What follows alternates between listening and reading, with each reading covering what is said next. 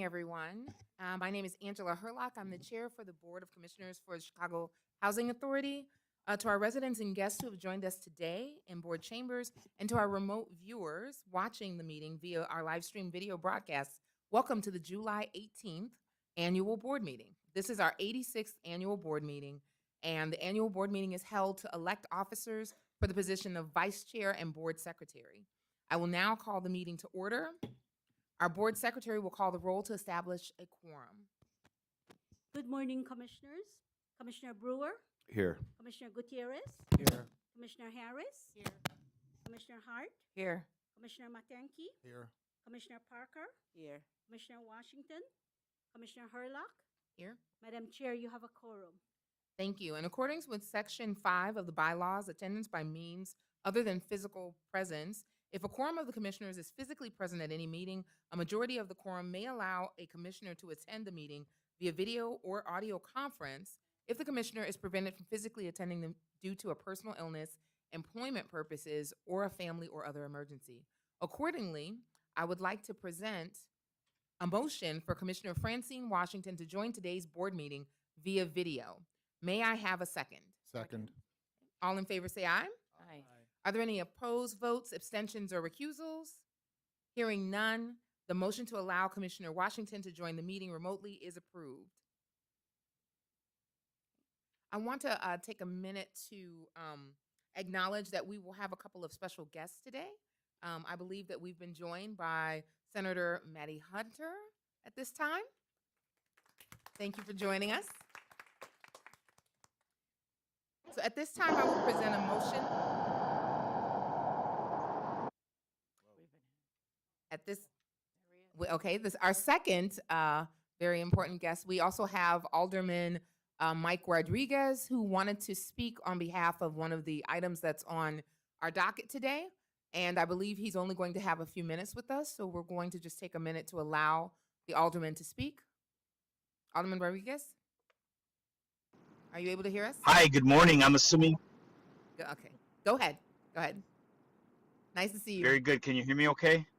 We can. Nice to see you. Very good. Well, it's quite a pleasure to be here with you. I wish I could be there in person. But daddy duties preclude my attendance. However, I did want to speak briefly to share my support of the Leclerc redevelopment project. You know, for decades, public housing was built on the other side of the tracks with very little investment, very little community engagement, very little community buy-in, and very little community investment in ancillary resources. What we have here is in many ways the ideal housing development, where we have first phase, half affordable housing, 40% CHA, some market rate, but we're adding in a grocery store, a federally qualified health center, childcare. This is how we invest in individuals who are looking for affordable and public housing. I know that the local residents and the former right to return residents have been fighting for this project, and they have made it clear to me they want no further delays.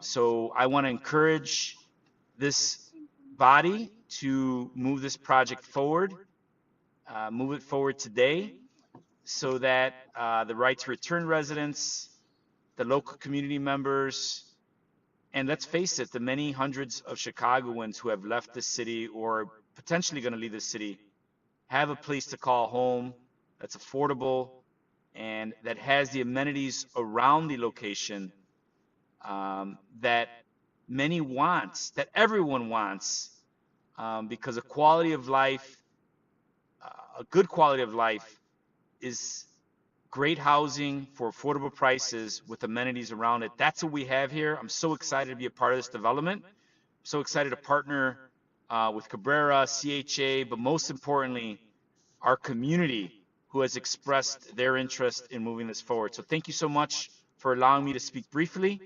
and I look forward to this favorable passage. Thank you for the opportunity. Thank you so much, Alderman Rodriguez.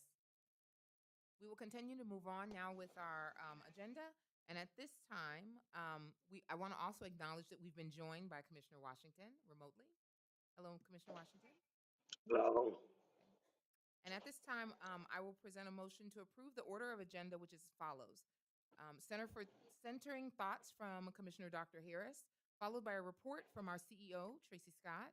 We will then move into public testimony on general matters only. After public testimony on general matters, we will recess from the regular board meeting so that members of the Real Estate Committee can meet to discuss items 4 through 9. With Commissioner Washington's remote participation, we do not have a physical quorum for the Finance and Audit Committee. Items number 1 through 3 will therefore be presented and discussed during and voted by the full board. At the conclusion of the Real Estate Operation Development Committee meeting, the regular board meeting session will resume with voting of Real Estate Committee items, presentation, and vote of items 1 through 3, and item number 10. Commissioners may I have a second to approve the order of today's meeting agenda. All in favor say aye. Aye. Are there any opposed votes, abstentions, or recusals? Hearing none, the motion to approve the order of today's meeting agenda is approved. We will now have centering thoughts by Commissioner Dr. Mildred Harris. Thank you, Madam Chair, and good morning, everyone. Good morning. Well, today our centering thought is about time. You know, everyone in this room has a time, what you want to do, when you want to do, where you want to do, how you want to do, with whom you want to do, what it is you want to do. All of us participate with time, with a time clock, believe it or not, whether you realize it or not. But when you look around, it may appear that some people are ahead of you and some people are lagging behind you in the time of life. Well, you know something? I just want you to stop. Just stop for a moment, and may I caution you. You see, everyone is running in their own time frame. Yes, everyone has a time frame, each of us. So don't compare yourself with others or even compete with others, because that can become a hindrance or even a distraction to you. But if you keep your focus and adhere to the guidelines and deadlines of what it is you want to accomplish, you will discover that maybe you're not really late about what it is you want to do. Maybe you may feel that, if I had done this a little earlier. But I just want to encourage you. I want you to know that you can and you will achieve your desired goal if you remain focused. And also, you must have guidelines and you must have a goal by which you want to fulfill. So, you know, Mr. Churchill said, never, never, never give up. Mark Twain said, a winner never quits and a quitter never wins. But what I'm saying to you is that keep the faith. Faith without works is dead. So I want you to come on with me here at CHA, because you see, together we can make history by working together, by staying timely and keeping our focus and knowing the goals that we want to fulfill. You know, here at CHA, we believe in time and that people are first. People are first. We believe that public-private partnerships extend our impact. We believe that diversity makes us stronger. We measure what we value. So I want you to know this is our time and this truly is our season. So let's join together. Come on now, all of us, and let's work together. But this is the time. Come on, give yourselves a hand. We can do this. Thank you. Thank you, Commissioner Dr. Harris. We'll now move on to our report from our CEO, Tracy.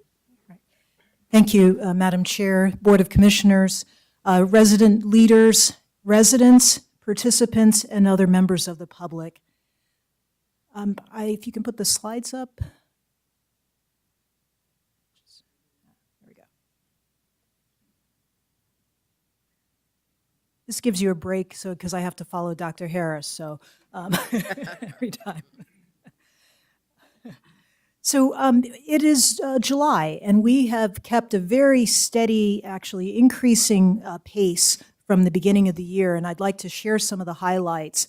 On the real estate side, we've closed or begun 7 new developments on CHA land and major rehabs of our senior buildings since the beginning of the year. 7. I think that's also worth a round of applause.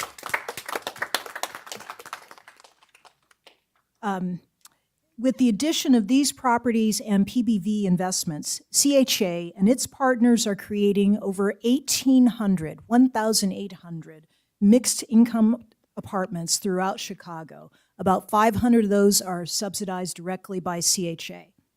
Here are some of the projects that are highlighted. Most recently, we just had a groundbreaking for West Haven 2D. And with the closing of West Haven, CHA has met the terms of the Horner Mothers Guild consent decree.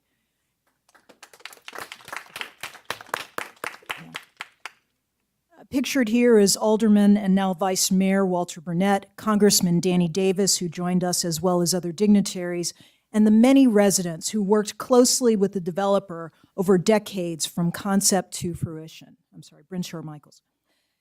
The other development pictured here is Sarah's on Lakeside, where CHA has 24 project-based voucher units in this permanent supportive housing, which will help women who are experiencing homelessness. And then we continue our work on Albany Terrace, Edith Spurlock Sampson, and Irene McCoy Gaines, which are both rehabs and new development of senior properties. Next slide. This just highlights just some of the numbers that I just read to you, but the 1,854 are apartments that are under construction right now as we speak. And then on the right side are the number of apartments, affordable, that we have delivered since 2019, and that's 2,917 apartment units. Those are new construction added to CHA's portfolio or with partners throughout the city. Also worth a round of applause. We are at one of the highest production schedules and pace right now that we've been in probably more than 15 years. Next slide. In the last few months, CHA joined the U.S. Department of Energy's Better Climate Challenge, committing to 50% reduction in greenhouse gas emissions and 15% reduction in energy use over the next 10 years. We are the largest housing authority to participate in this, and I look forward to sharing our goals and achievement of the goals as you see written here in the next few years. Next slide. On June 10th, as part of Homeownership Month, National Homeownership Month, CHA held its first homeownership fair. These were the folks who attended. These were are participating in our Choose to Own homeownership program. We had about 100 families that are currently homeowners through CHA's program to attend this fair, where we provided information to these families about home maintenance, financial planning and inclusion, estate planning, and even we had a giveaway from Lowe's for supplies to help them maintain their homes. This was hosted by BMO Bank at their new headquarters, and we ended the event with a motivational fireside chat that was moderated by Chair Herlock, and where homeowners shared their experiences and their homeownership or their journey to homeownership. And we hope to continue to do these types of events to support our homeowners in maintaining their homes, keeping their homes, and really building that path to generating wealth for their families. Also on this slide is the work team hosted a construction trades and apprenticeship hands-on expo at our Family Resource Center. 89 CHA residents and Section 3 participants attended and received an overview and demonstration of construction building trades, and we had 7 of the trades represented. And lastly, as part of a continuing partnership with CEDA, HCV participants Lauren Neal and Steve Baker, who are pictured here, successfully completed the Building Equity in Solar Training, or BEST program. And Steve was recently hired by Ailey Solar as a solar installer, earning $20 an hour. This is another example of the kind of work that we can do to support families in moving towards economic independence. Next slide. Over 200 donors attended the annual scholarship fundraiser for our nonprofit, Springboard to Success. We raised over $238,000 for scholarships, for college scholarships, which we will distribute this next year. Pictured here are 3 young filmmakers, Isis Gullett, Unique Moore, and Crystal Westmoreland. And these students met during the Becoming a Filmmaker program, which is a 6-week summer intensive program in DePaul University School of Cinematic Arts, and it's tailored just for CHA residents and students. These filmmakers wrote, produced, and directed their first film as part of that program. And in recognition of that, Chaz Ebert, who you may recognize the name, widower of Roger Ebert, Springboard to Success, and other sponsors sponsored these filmmakers to attend the Cannes Film Festival in France this year. So thank you to the board of Springboard to Success and the other generous donors. Do we have the clip? Just checking with AV. Yes, okay. It is a trip of a lifetime. So excited for them. 3 young black student filmmakers who've never been to a Europe before are now heading to France to attend the Cannes Film Festival. What a cool. They are still fundraising. The trip is being sponsored by DePaul University, the Chicago Housing Authority, and Chaz Ebert. Leanne Trotter explains. It's a magical moment. Crystal Westmoreland is one of 3 film students heading to the Cannes Film Festival to mingle and walk the red carpet in style. All thanks to Chicago designer Barbara Bates donating her time and talent to create their film festival attire. I'm most excited about walking the red carpet, just the glitz and the glamour, and just being able to just experience France in general because it's our first time going abroad. Crystal Westmoreland, Unique Moore, and Isis Gullett are all Chicago Housing Authority residents who studied filmmaking at DePaul University in the CHA's Become a Filmmaker Youth Program. Chaz Ebert also lived in CHA housing as a young girl. She has a special relationship with the program, and it was her idea to send some students to Cannes. She has covered their flights, round-trip flights to France. She will be meeting with them and talking with them at the festival. It's still surreal. I don't think it'll be real until, like, honestly, even once we get off the plane and get in the taxi, I don't think it's going to be real until we're on the carpet and the cameras are flashing. So I hear you're running for student body vice president.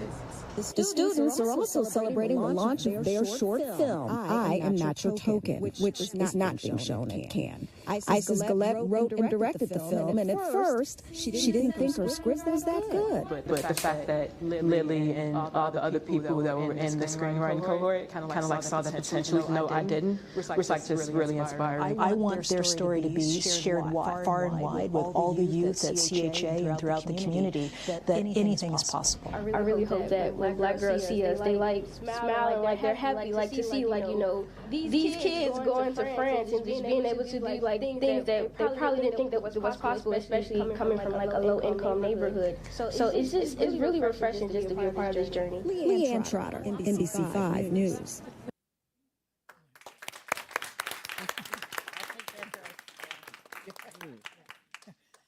So speaking of Springboard to Success, one of the events that those funds help support is our annual Take Flight event. You can put the slides back. This trunk party prepares CHA students who are on their way to college with dorm supplies and usually a laptop and some other goodies. Last year, we had 175 students who benefited, and we're looking forward to the event on August 3rd. On August 4th, that's going to be a busy weekend, sounds like. On August 4th, our senior Music Fest. This is a very popular festival, and any of the seniors, CHA seniors who are listening, check with your resident service coordinator or property manager to make sure that you're signed up for this great event. And I will be out there boogieing. And we've talked much about our theme about making the difference. And so this, in May, we issued our 2022 Impact Report, which illustrates many of these stories that you see here, as well as many of the other programs and initiatives for the families that we serve and for Chicago as a whole. And so we encourage you to go to our website, and you can see an electronic version of the 2022 Impact Report. And lastly, all the good work I've highlighted today would not be possible without a dedicated staff. And so today, we'd like to honor two people who have each devoted a lifetime to helping our residents. For these next two women, when they started at CHA, Jimmy Carter was president, disco was the rage, and the IBM Selectric typewriter was state-of-the-art technology. So first, we'd like to honor Ms. Janice V. Jones.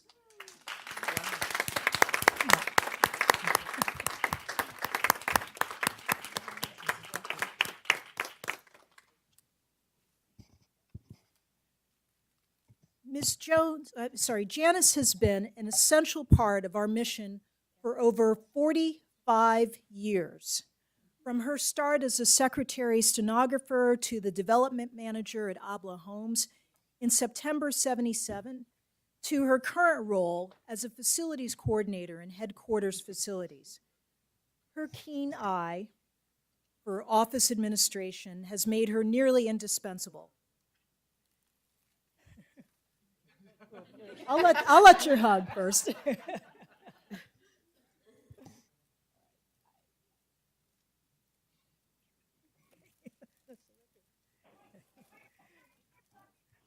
Her keen eye for office administration has made her nearly indispensable. Janice feels that she has evolved with CHA, as she started at a time when her job required her to produce typewritten documents using that state-of-the-art IBM Selectric typewriter and beepers. Rent was collected in the development offices.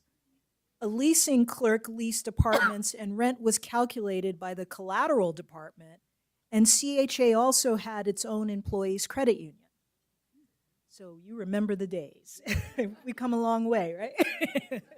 So with that, please join me in congratulating Janice for 45 years of service.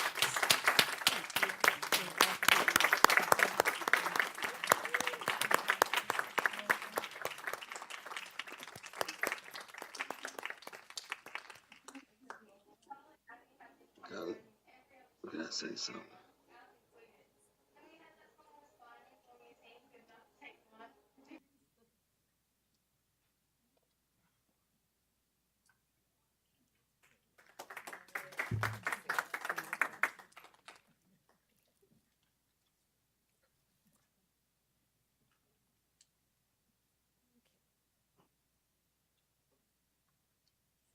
Next, I'm going to sit down. Ms. Brenda Joyce Hunter. Okay,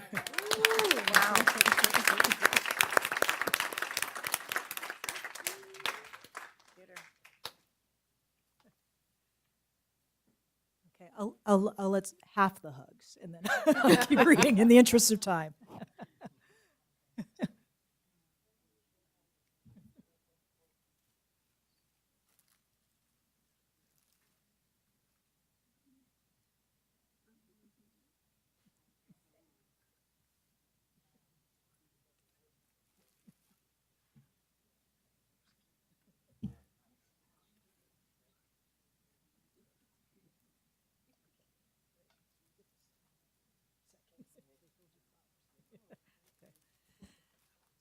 As a resident of the Robert Taylor Homes, on July 23, 1976, Brenda Joyce Hunter became the resident building manager with CHA of the very building in which she lived. She would then continue her career with CHA for the next 47 years.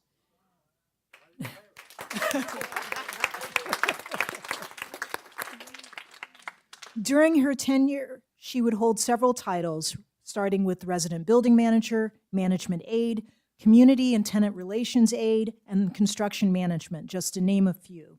And in her last position here, and a title that she holds very dear to her heart, relocation specialist. Brenda is most proud of being part of the team that pioneered the relocation program for CHA, in which the Secretary of HUD at the time would go on to model after other public housing relocation programs after CHA's program. And so with that, again, please join me in congratulating Brenda Joyce Hunter.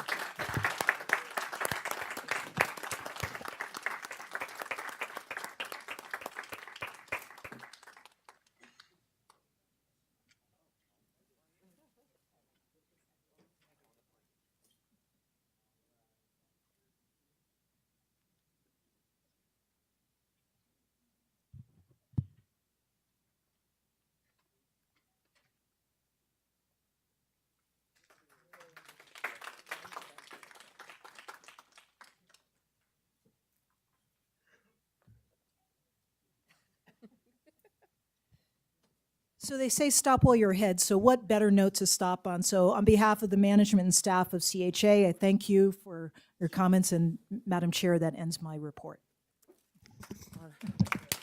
Well, that is an amazing report, and I think you did give Dr. Harris a run for her money with the report. So now we're going to go into public participation on general matters. Knowing the importance of your attendance at our monthly board meetings, my fellow commissioners and I look forward to listening to your concerns and to give full consideration to your input. Depending on the questions you ask, we may refer your questions directly to CEO Scott, who may be able to provide us with an immediate response. We may direct you to staff so that your concern can be promptly addressed, or we may need to contact you after the meeting to get more information. But be assured that your concerns will be addressed before the next scheduled meeting. To ensure that all registered speakers get an opportunity to address the board, we will enforce the 2-minute time limit. Additionally, speakers must appear individually and are not allowed to see their time to another person. When called upon, please come to the podium, state your name, and if appropriate, identify the group and organization you are representing and state your concern. All comments must be addressed to me and not to individual members of the board or CHA staff. Disruptive behavior that impedes conducting board business is prohibited. Disruptive behavior includes but is not limited to personal attacks, abusive, threatening, or intemperate language, and refusal to abide by the time limitations set forth in the public participation rules. Disruptive behavior that impedes conducting board business is prohibited. If the board is unable to conduct business due to serious and/or continued disruption from the public, I will recess or adjourn the meeting to allow removal of the individuals for egregious breach of order. Disruptive behavior not only affects conducting board business, but it also prevents registered speakers from safely communicating or getting their concerns addressed. Today, we have a total of 13 registered speakers who will comment on general CHA matters. The following is the order in which speakers will be called: Bernadette Williams, Lee Aaron, Laurie Halbert, Ernie Norman, Kim Davis Ambrose, Jenny Newsom, Bernie Smith, Luz Centron, Talita Travis, Carla Jackson, Rosetta Young, Tamiko Holt, and Thelia Stennis. Responses to comments presented during public participation will be posted on the CHA's website. If you have any written materials for the board, please feel free to give them to our board secretary, Lee. After the board meeting, she will distribute a copy to the full board. As a reminder, during this session, we will entertain general comments from the public on any matter, except voting items listed on committee or board agenda. The public commentary testimony for committee items remains the same. Comments from registered speakers for committee items will be entertained at the conclusion of the staff presentations and commissioners' discussion. So we will begin with our first registered speaker, which will be Miss Bernadette Williams, followed by Lee Aaron, Lori Halbert, and Ernie Norman. Ms. Williams?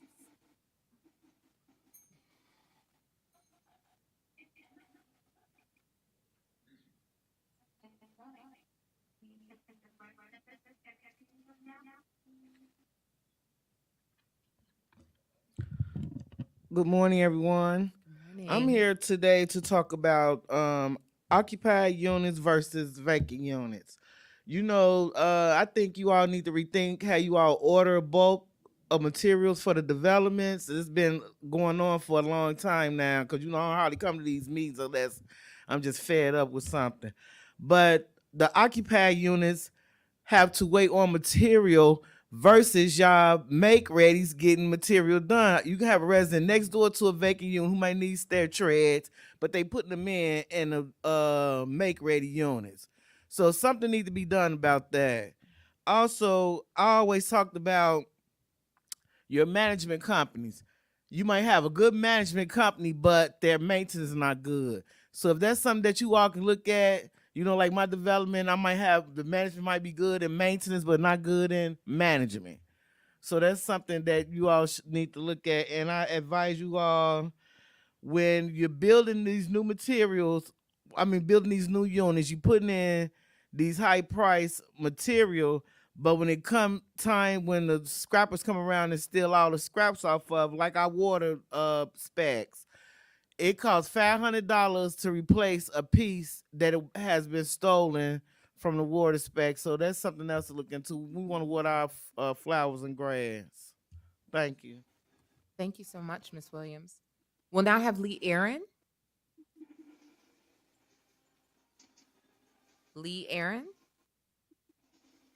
We will move on to Laurie Halbert.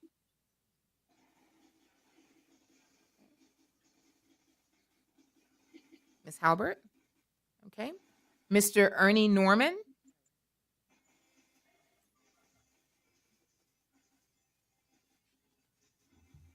Good morning. Good morning. Thank you for having me. My name is Ernie Norman. I'm a resident of Edith Spurlock Sampson Apartments, 2720 North Sheffield Avenue, and I want to speak briefly about the relocation and moving aspects of the RAD conversion that we're going through now. Many CHA buildings have gone through the RAD conversion already, and the process, because it involves rehabbing totally a lot of apartments, people have to move. Everybody has to move. And there's the plan that has been set forth. The plan that has been set forth seems to be a very logical and reasonable plan and a practical plan. But having observed it for 2 years, helping other residents move, observing moves, and many other ways, community meetings, etc. It seems to me that there are some weaknesses in the execution, perhaps not in the plan, but in the execution. I summarized my concerns just about 2 years ago in September of 2021 in a document which I called Edith Spurlock Sampson RAD Project Moving Issues.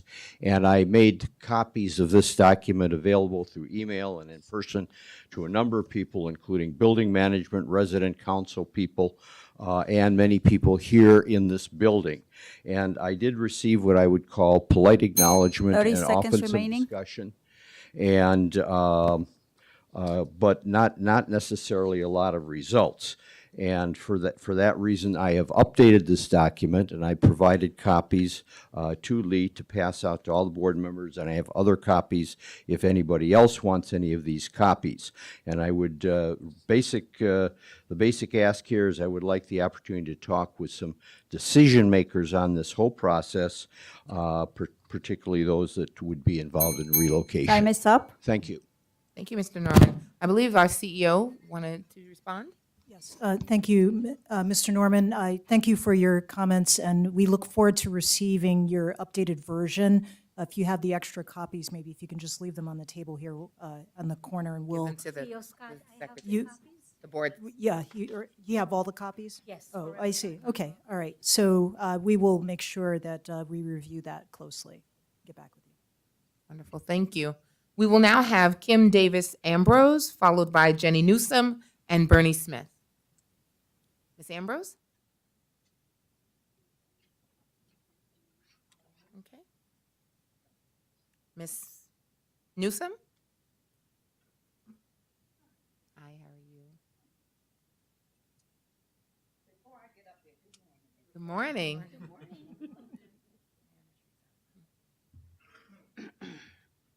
Good morning, everyone. My name is Jenny Newsom. I am the Senior South Region President. I'm here today because I wanted to inform CHA and the rest of anyone else that's listening about what has been happening at the Dr. Mildred Harris Apartments. Number one, we do have the immigrants that is at the Wadsworth School. Well, they have been disturbing those residents, including myself. We can't get into the parking lot. They're on 64th and University.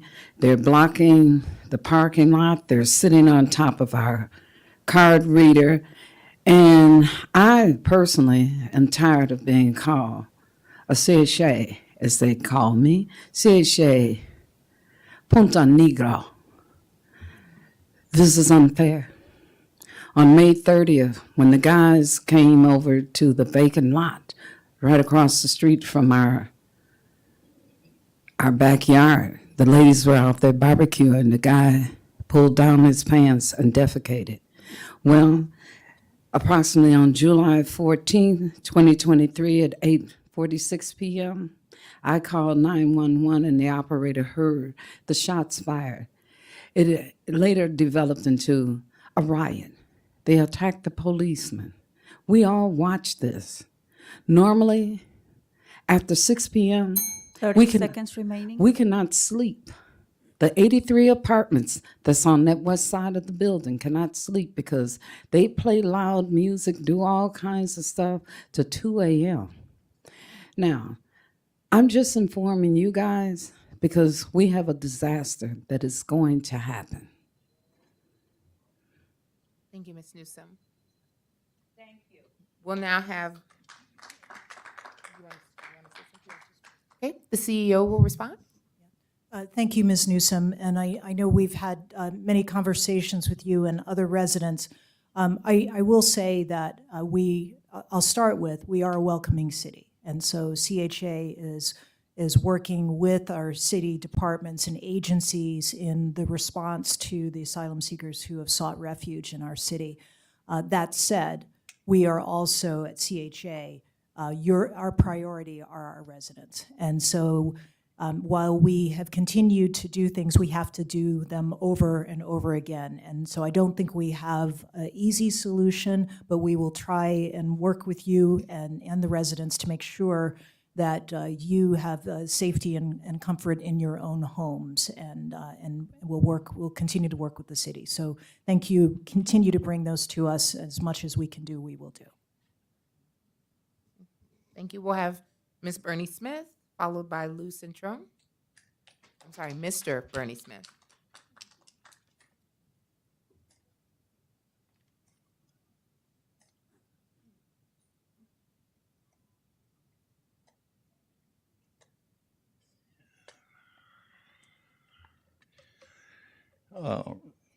Hello, good morning, everybody. My name is Bernie Smith. I am here to represent my mother and my brother, who live at 4300 North Ridgeway Avenue, a Gary Carson building. Who we got into this mess because of all the fires that happened in Gary's buildings and the fireman who was shot back in 2020.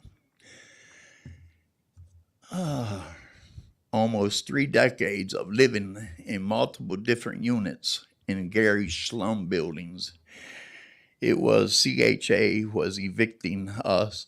CHA got tired of dealing with Gary, and now we are paying the price. The past year, we have been constantly harassed to move and threatened with being displaced from the community. My family has called home for the past 3 decades. I'm in response, and the tenants living in Gary's building from the Fair Tenants Union promised us access to their mobility program to help us move.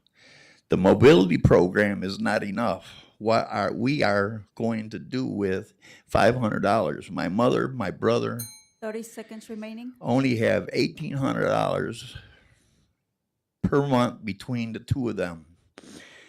We have medical bills, food costs, utilities, and all this other everything else.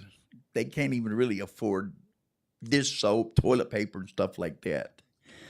Not only the $500 is enough, they haven't been sent a single unit Time is up. in Albany Park. Thank you, Mr. Smith. The CEO. Yes, thank you. Mr. Smith, thank you. I'm going to ask my staff, our head of resident services in HCV, to speak with you certainly about your mother situation, but also for any residents who are resident of Mr. Carlson's building. I know we have been available if you want to move, and making sure that we are working with you. So Cheryl and Mary, if I can ask you, it looks like there are about 3 or 4 other families here, okay? Thank you. We're going to ask Luz Centron to come for speaking, and then Talita Travis and Carla Jackson. Good morning. Good morning. Okay, my name is Luz Cintron. I am one of Gary Carson's tenants. I have been here for 4 years. He tricked me by being friendly while I was signing the lease, and the next day he told me that I shouldn't ask to hang pictures or let cable be installed, that if I don't like it, I could get the F out. I have been on Section 8 for more than 20 years, and I have never lived this way. I thought I was moving into a home. It wasn't a home. CHA needs to do a better job about choosing the landlords they will work with, because I have been living in unsafe conditions with harassment for years with Gary Carson. I have never had a landlord like this, like Gary. Since I moved in, my anxiety and depression has gotten worse due to the bad conditions and the harassment from Gary. Why did my apartment keep passing inspection for the last 4 years? I have been through inspections in different apartments, and I know how detailed the inspections should be. Why were they able to pass? I want to know. In the last years, I've been heard different from CHA. There has been considered communication that just want me to move, but it's not easy. My case manager, Sokoto, said that she would help me find an apartment in the area. I am in Aurora, at the very least on the north side, but the options I have been offered are on the south and west side. How is that happening, me find an apartment? I cannot easily move. I have chronic health issues, and I don't have the money to pay for application fees and movers. I have already gotten 2 extensions. I know I am not going to be able to find an 30 apartment by seconds remaining. September. What I have been seeing, I am only option is to get evicted. I have more to say, but I guess my time's up. Okay. I cannot easily move. Okay. So I know I am going through to be able to extension be evicted. I am determined that Dan Cruz and Jessica Silvers do what they promised when I met with them at the Gary's Tenants Mobility Assistance Finance Safe apartment and help us move. Your time is up. We will be having resident services meet with you, so I know there's a couple of you, and they will be meeting with you. Okay. Ms. Travis? Good morning. My name is Talita Travis. I reside at 4551 North Hamlin. I migrated from the west to the north for 4 reasons: stability, diversity, opportunity, and safety for myself, and most importantly, my daughter, who was 7 years old and now 15. I have been struggling as a single mom to find something in the area where I've grown to love. Most landlords or realtors refuse to work with voucher holders, saying they are not set up for the program, or they don't want to work with non-voucher. They want to only work with non-voucher holders. The mobility program has not been consistent. I haven't heard anything from them, even after completing the virtual orientation. HCV tenants have been displaced and, truth be told, dismissed to deal with this unfair situation on our own. potentially forced to move in unsafe areas. I don't want to have to relocate my family to an unfamiliar area. So my concerns as of today is, will there be any consistent communication with the mobility program? Will there be adequate financial assistance and assurance that the CHA will side with the HCB tenants and not the slumlords who has been taking advantage of the program? We need safe living in areas we are comfortable in. Thank you. May I ask a clarifying question? Are you also part of the group Yes. that's at Gary? Yes. Okay, thank you. Thank you very much. We have Carla Jackson, and then after Ms. Jackson, we have Rosetta Young. Yes. Mhm. Yes. You're right on time. Good morning.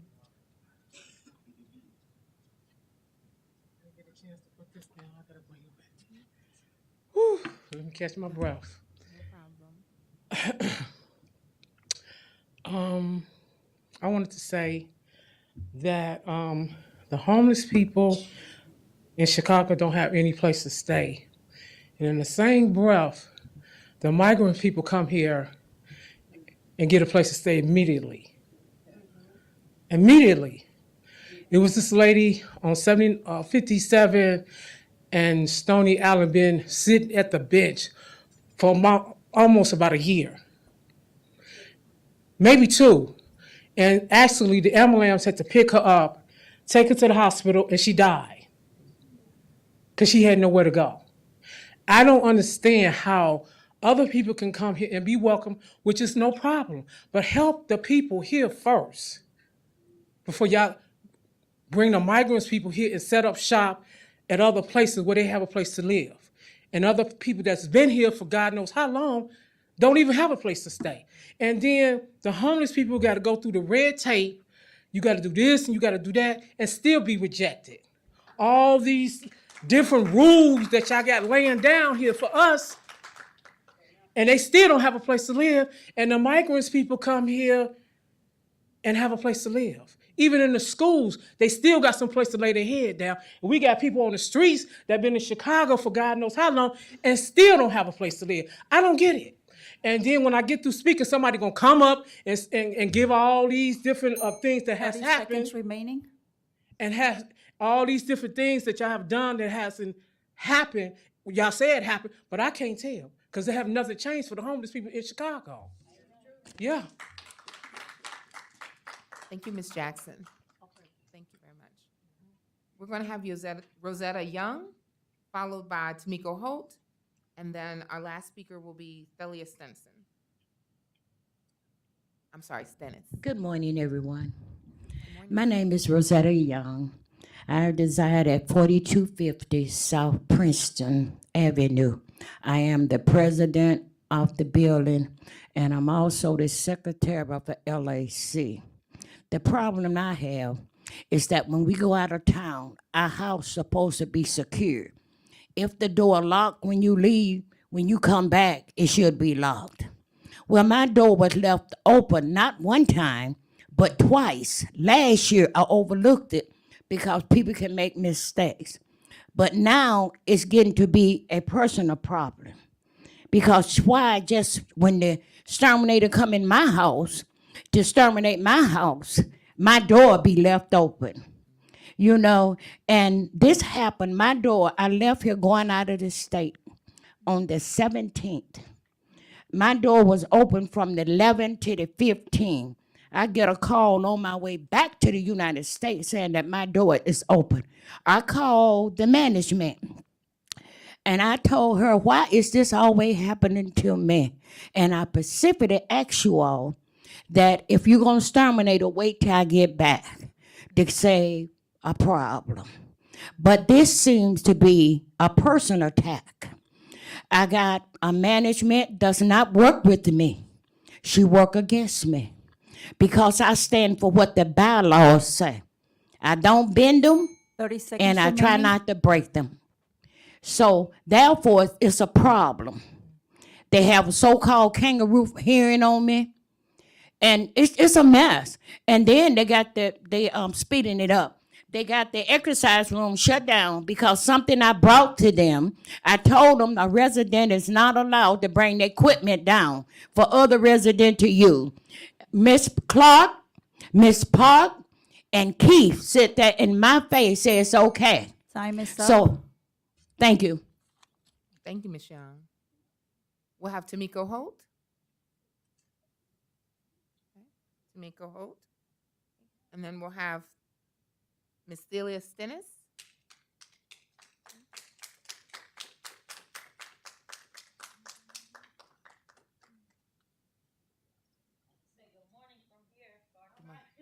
Good morning. Good morning, Ms. Stennis.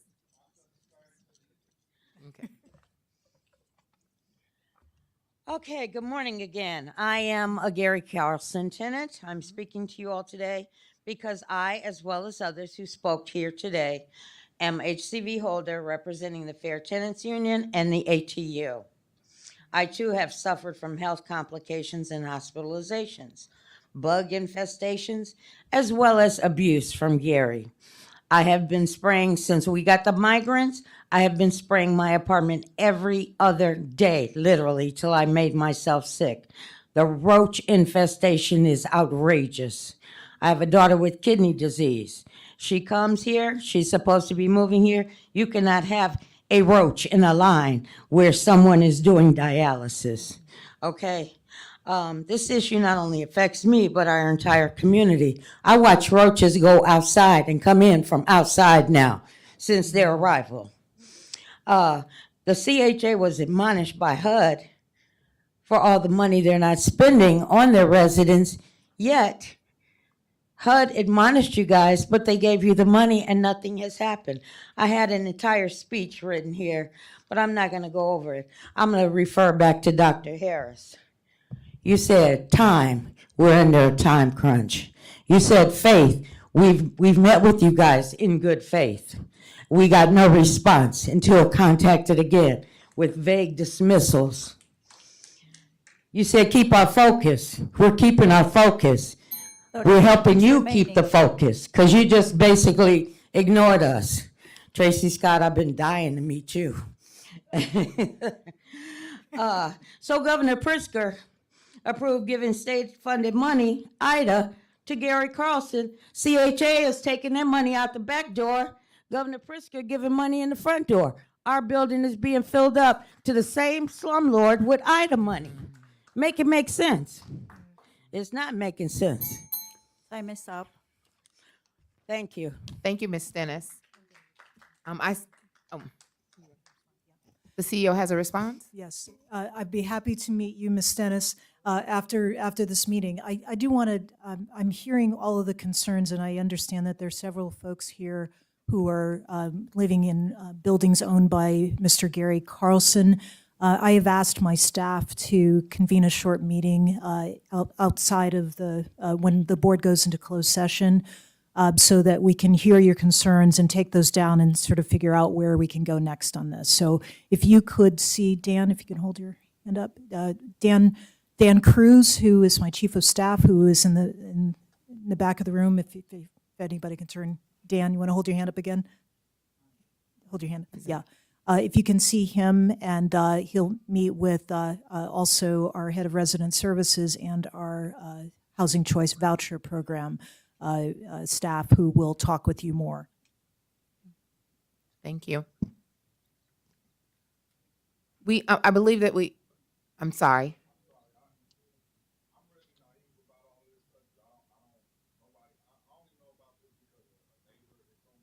Mm-hmm.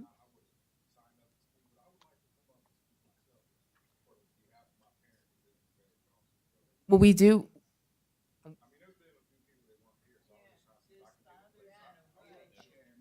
I understand. So we're going to have you come up and speak. We're going to honor that. So if you would like to come up and speak now, that would be fine. And then after you do speak, I do see that Ms. Holt did come in, so we're going to have you speak then. We had already passed you, but we'll have you speak then. Okay. So my name is Armando Puentes. My mother and my father has been a Gary Carlson tenant for about the last 20 or so years. They were at Ridgeway with Johnny. We were neighbors, and now we're at well, they are at 4460 North Hamlin. There's so much to say. So at one point we were over at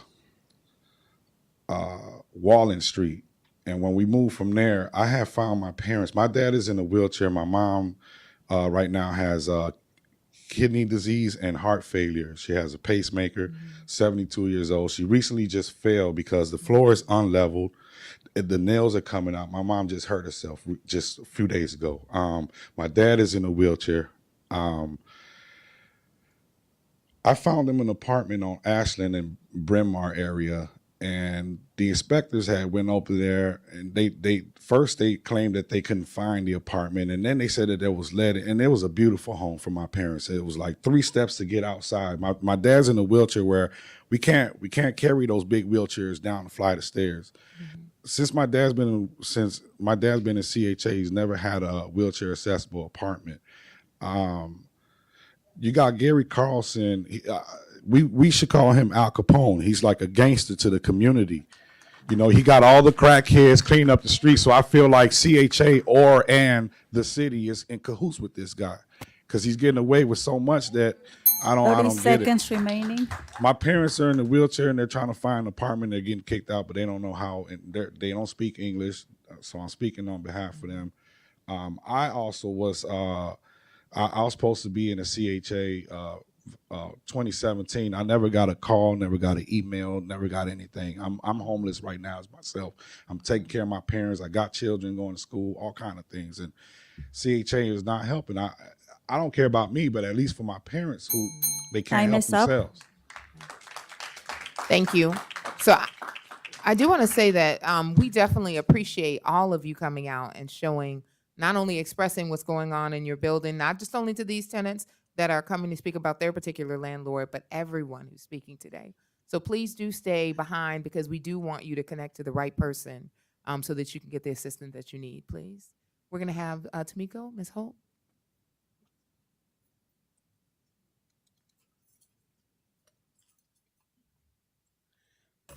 Good morning, commissioners and staff. Good morning.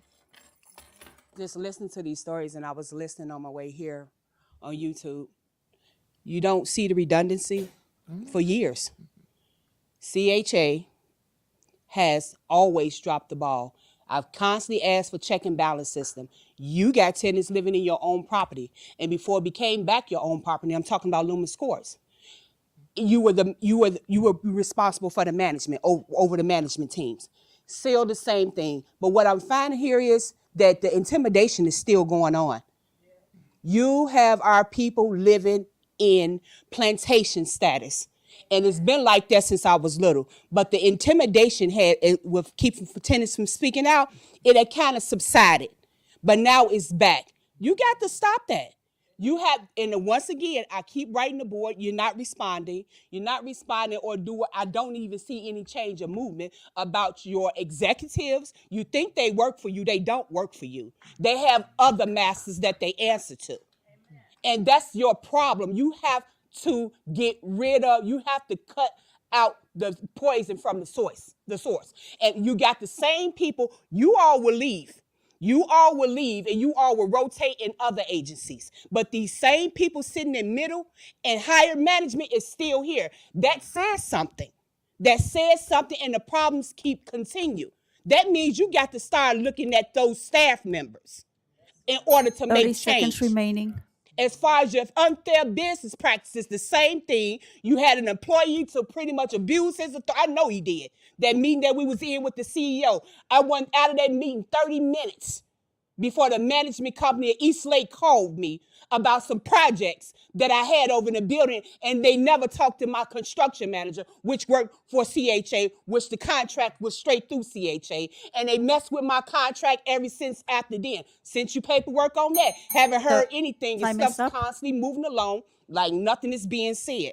You got to cut the cancer out from where it's pretty much where it started growing. Thank you, Ms. Holt. Again, I would like to thank all registered speakers for signing up to address the board. Responses for all comments received today will be distributed at the next board meeting and will also be posted on the CHA website. Please, those of you who were asked to stay behind to speak with certain staff members, please do though. I will now present a motion to recess the regular meeting of the board. May I have a second? Second. All in favor say aye. Aye. Are there any opposed votes, abstentions, or recusals? Hearing none, the regular board meeting is recessed. We will return to our regular board meeting at the conclusion of the Real Estate Operations Development Committee meeting. I will now hand over the gavel to my esteemed colleague, James Matanke, Chairman of the Real Estate Committee.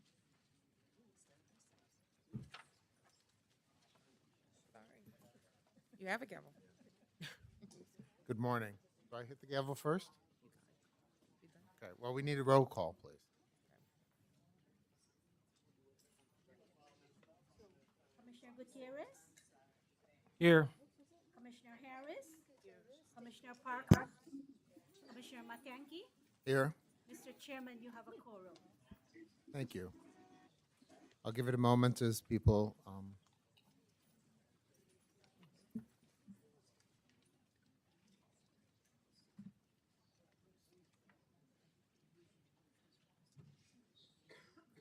Good morning and welcome. My name is James Matanke, and I will be chairing today's Real Estate Operations Development Committee.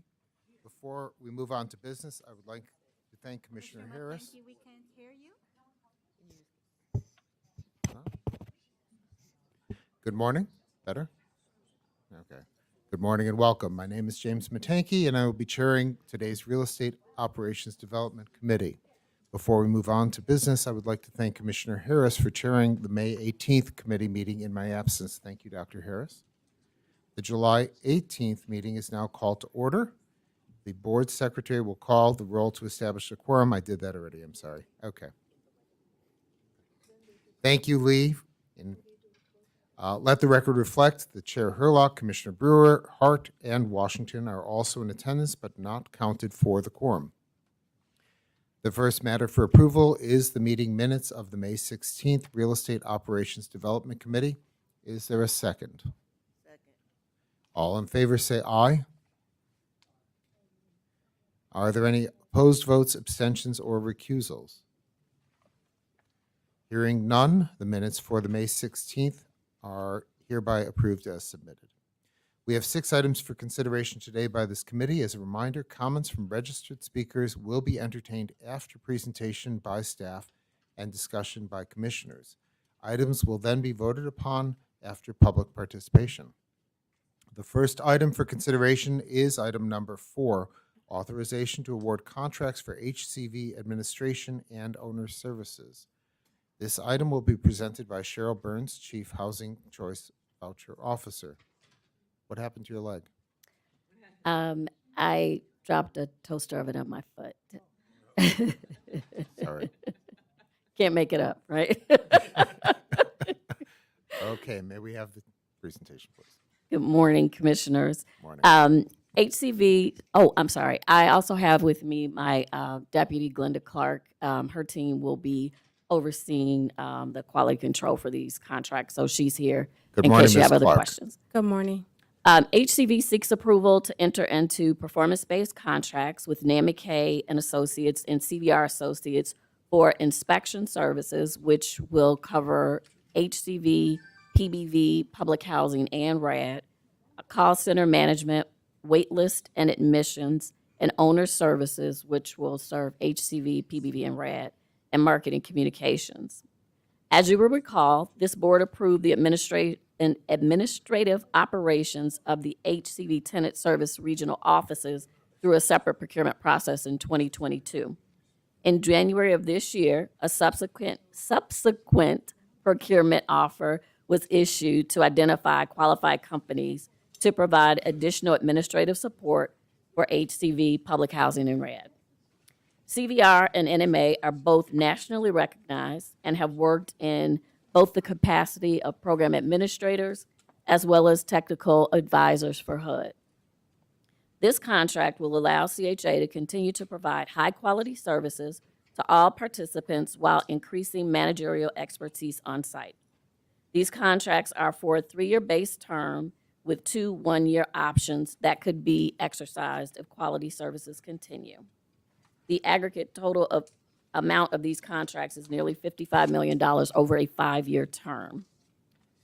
This award reflects approximately a 1% increase over the current contracts, and that is partially due to the removal of any incentives. In the last contract, we had offered incentives up to 5% in each area. We no longer have incentives. Additionally, we are recognizing some savings because we're doing less inspections because of some of our MTW activities that this board has approved. With that, I will take any of your questions. May I ask the first question? Sure. Commissioners? How many companies are out there that do this kind of work?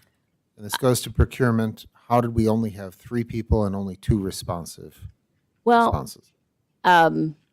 So this is a specialized area, so they have to know this industry.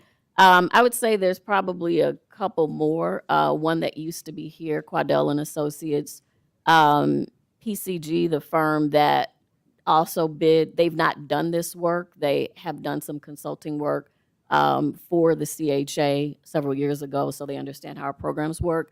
But this is pretty specialized work, and we are the third largest. Yeah. And an MTW, which makes it a little more difficult. So we do require firms that have extensive experience in this area. Is there a way to break it up differently so that more people could do pieces of it, or would that just make it harder for us?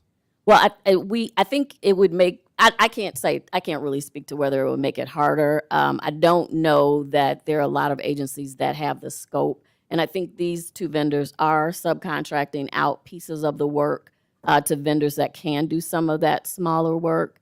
But part of our requirement is that we look for firms that have done this work for a minimum of 5 years and that have served large agencies. So we, because we are complex and very large, we do require Got it. high skill level. Commissioners, do you have any other questions? Yeah, a couple, Yes, because you Commissioner asked that the NAMA-K and CVR step up to the mic. Because I guess Which one? my question is directly more towards, but I guess one or both, towards them. One at a time. Okay, one at a time. But my question is, the one for CHA is that when it come down to this open solicitation, like you said, we only getting 2 or 3. I don't know if we doing a nationwide search, but like I said, we keep coming up with the same 2.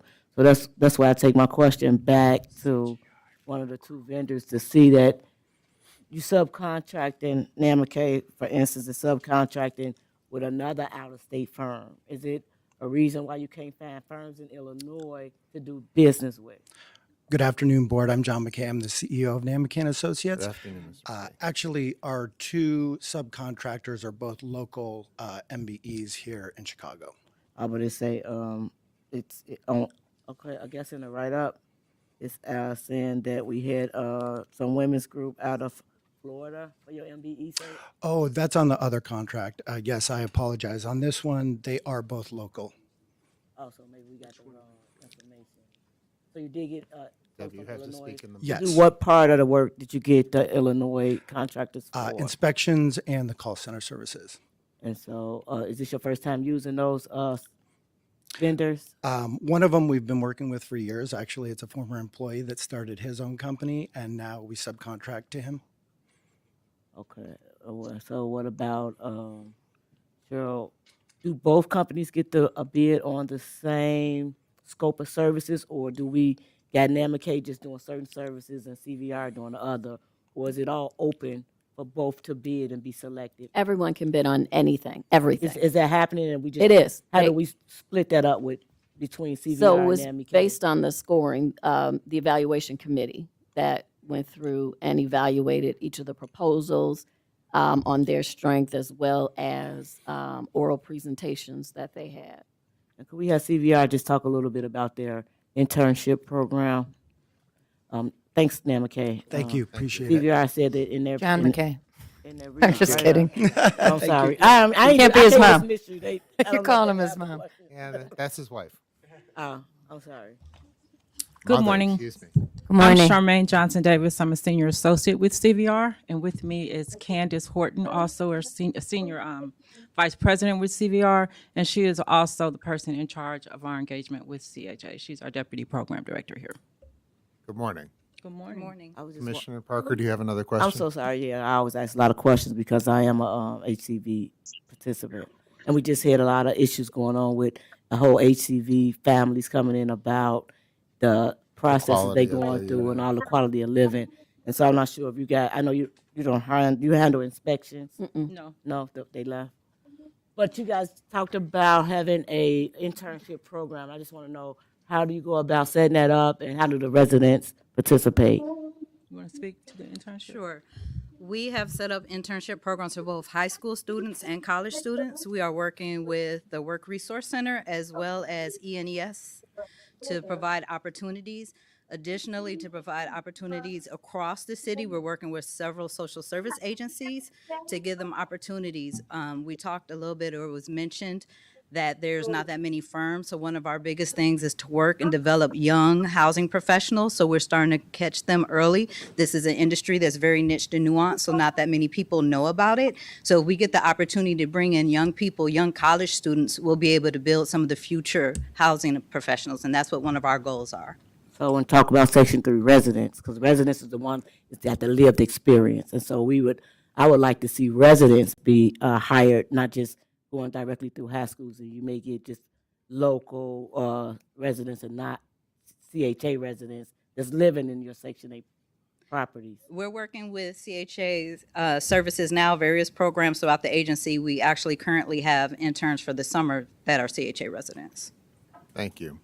Commissioner Washington, did you have a question? Yes. Since we have Nan, McKay, and CPR there, let's hope about it. Can you hear me? Yes, Start sir. again, please. It's better now.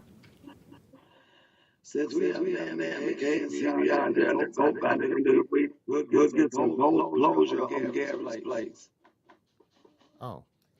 I think she wants information from them on Carlson. We can, That would be off. We're going to do that offline.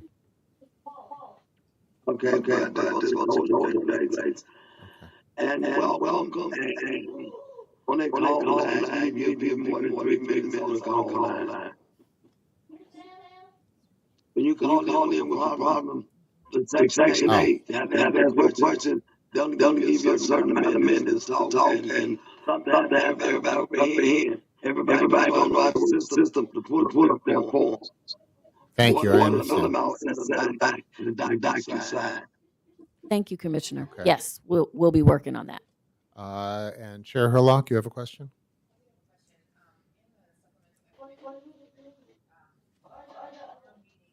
percent MWZBE certifications, but it didn't state where your certifications are from. I believe I asked that question during my debriefing. Who had certified your Small organization? Business Administration is the certifying agency. CBA. Okay, SBA. Thank you. Any other questions on this? Question. I have a question, yes. Oh, yes, Dr. Harris. Yes. I just wanted to ask, can you, if the sound could come up a little louder, because I can't hear too well over here when you're responding. But my question is, how often are our systems tested to ensure that the proper controls are in place and help to mitigate or minimize risk? Specifically, what systems are you referring? I'm asking is, how often, in terms of, this is the number 1, right? I'm sorry, I can't hear you. Agenda item number 1. No, this is agenda item number 4. Number 4? Yes. Because I couldn't hear. I couldn't hear over here. Oh. Okay.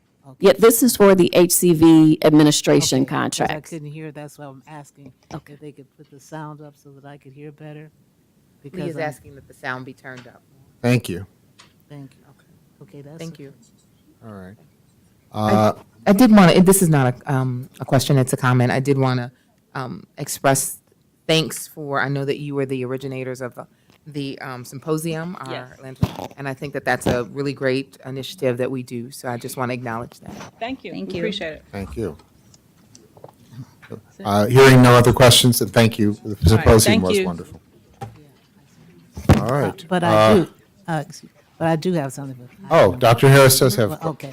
Yes, Doctor. My question was, tell me more about the call centers and the service, customer services that you're providing.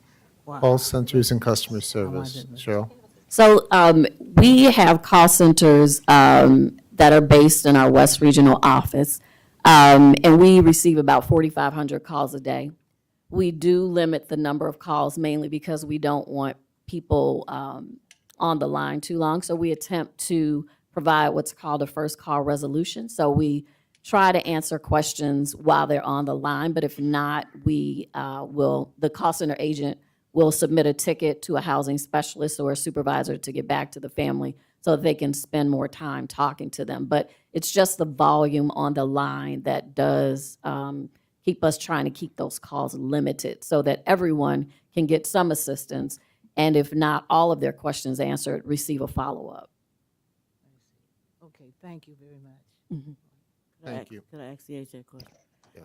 Sure, what about, this is my first time, and maybe I just overlooked it, Nan McKay having responsibility for RAD properties and the waiting list. They've been responsible for that? 'Cause So they won't have responsibility for the RAD wait list.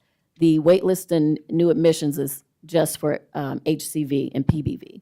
So what they will be doing, actually CVR will be helping with the RAD, with vacancy payments for RAD properties when people are moving out, and we can get a vacancy payment for those units. So they will be handling that for the RAD program. Nan McKay will be handling inspections, and this is the second contract where they were doing that for public housing, for RAD, and for HCV and PBV. So what type of quality inspections for public housing? 'Cause So it's kind of they do housing quality standards for HCV and PBV and RAD, and they perform UPCS for public housing. HUD has implemented a new inspections protocol, which we will be adopting some of that next year. But they're doing two different inspections for the two different portfolios. And who picking back with them from CHA? I don't understand the question. I understand, like, where the oversight at? Is they just doing the inspection and then who they delivering that to? They deliver so on the voucher side, that comes to us. We receive that information, and I have a team that does QC after a percentage of those inspections. We go out and we do quality control. On the public housing side, these are what are called routine inspections, and work orders are generated after an inspection on the public housing side. And they talk with property management? Well, I mean, you said they generate a work order in the CHA system? Yes, I don't know if it's in the system. I'm not sure how that works exactly, Eric, but we can get you more information on that. But I do know, is Nan McKay there? I don't know. I just want to make sure I don't know if they nothing know. being overlooked. Yeah, but they do submit information to the Public Housing Division, our PAM division, on work orders, on things that they identify in the unit. I just don't know the mechanics of that, but I can follow up with Eric and we can get you something on that. Thank you. This is the last thing. So when we deem a landlord that's not in compliance, that's steady failing inspections, how do they remain in our systems where we get 10, 20 complaints come in at the same time? Evidently, this is ongoing. So, where would have been? excuse me, part of the reason that they are here is that we have banned Mr. Carlson as far back as March of this year. He Well, cannot. and that's why they're getting kicked That's out. why they are required to move. They're not being kicked out. They're being required to move. And we are providing $1,500 in assistance to them for their moving expenses. So they can either use that as a reimbursement for a security deposit, or we are using the Public Housing Division's moving company to pay for that move for them up front. But each family is getting $1,500. They've all been referred to Housing Choice Partners. Regretfully, we've had over 40 people that are refusing to work with us. We have talked to them about making exceptions for people that have mitigating circumstances, heavy equipment that can't be moved. We can look at that. But we are talking to them about that. We have been in communication with that, so this is regrettable. Cheryl, when you say we have 40 people who are not Responsive. those are our tenants, or? They are tenants. That is correct. We've sent more than 130 families to Housing Choice Partners to assist these families, and we'll continue to do that. 14 of them have already moved and are in new units. There are 41 that are searching right now. And I'm sorry, I know this has nothing to do with the item at hand, Mhm. but just wanted to know, how do we prevent it if we could in this item? So I apologize if I'm bringing up an issue. Mhm. This has nothing to do with NMK or CVR directly for this item. I appreciate it. Can I just say one more thing, CEO? Yes. I do want to say that before we consider banning a property owner that has a lot of families like this, we work exhaustively with them. We only took this step because he refused to comply. He has been in building court. He has had a lot of things going on in those units. We have worked with him and these families to keep them in these units. We simply cannot. Thank you. Thanks. CEO, you had a comment? I think Cheryl said it all, but I would certainly be willing to brief the board if you have any additional questions. Okay. Thank you. Thank you, Commissioners. Thank you, Cheryl. And thank you, Glenda, even though Cheryl didn't let you talk. That's okay. I'm sorry, Glenn. If there are no additional questions or comments from commissioners, the next two items on the agenda will be presented by Eric Garrett, Chief Property Officer. Good morning, Eric. Morning. We will start with item number 5, authorization to award contracts for plumbing riser replacement at Maria Martinez Apartments. Good morning, Commissioners. Ellen Sargent, our Deputy Chief of Building Operations, Ellen. will present this item. Good morning, Commissioners. Good morning, CEO Scott and Ms. Harris. The item before you is a recommendation to award or approve the award of a contract to Alpha Chicago Incorporated for an approximate value of $2,989,000 for plumbing riser replacement at the Maria Diaz Senior Apartments. The Maria Diaz Senior Apartment Building is located at 2111 North Halsted. There are 134 units in the building, and it's 5 stories.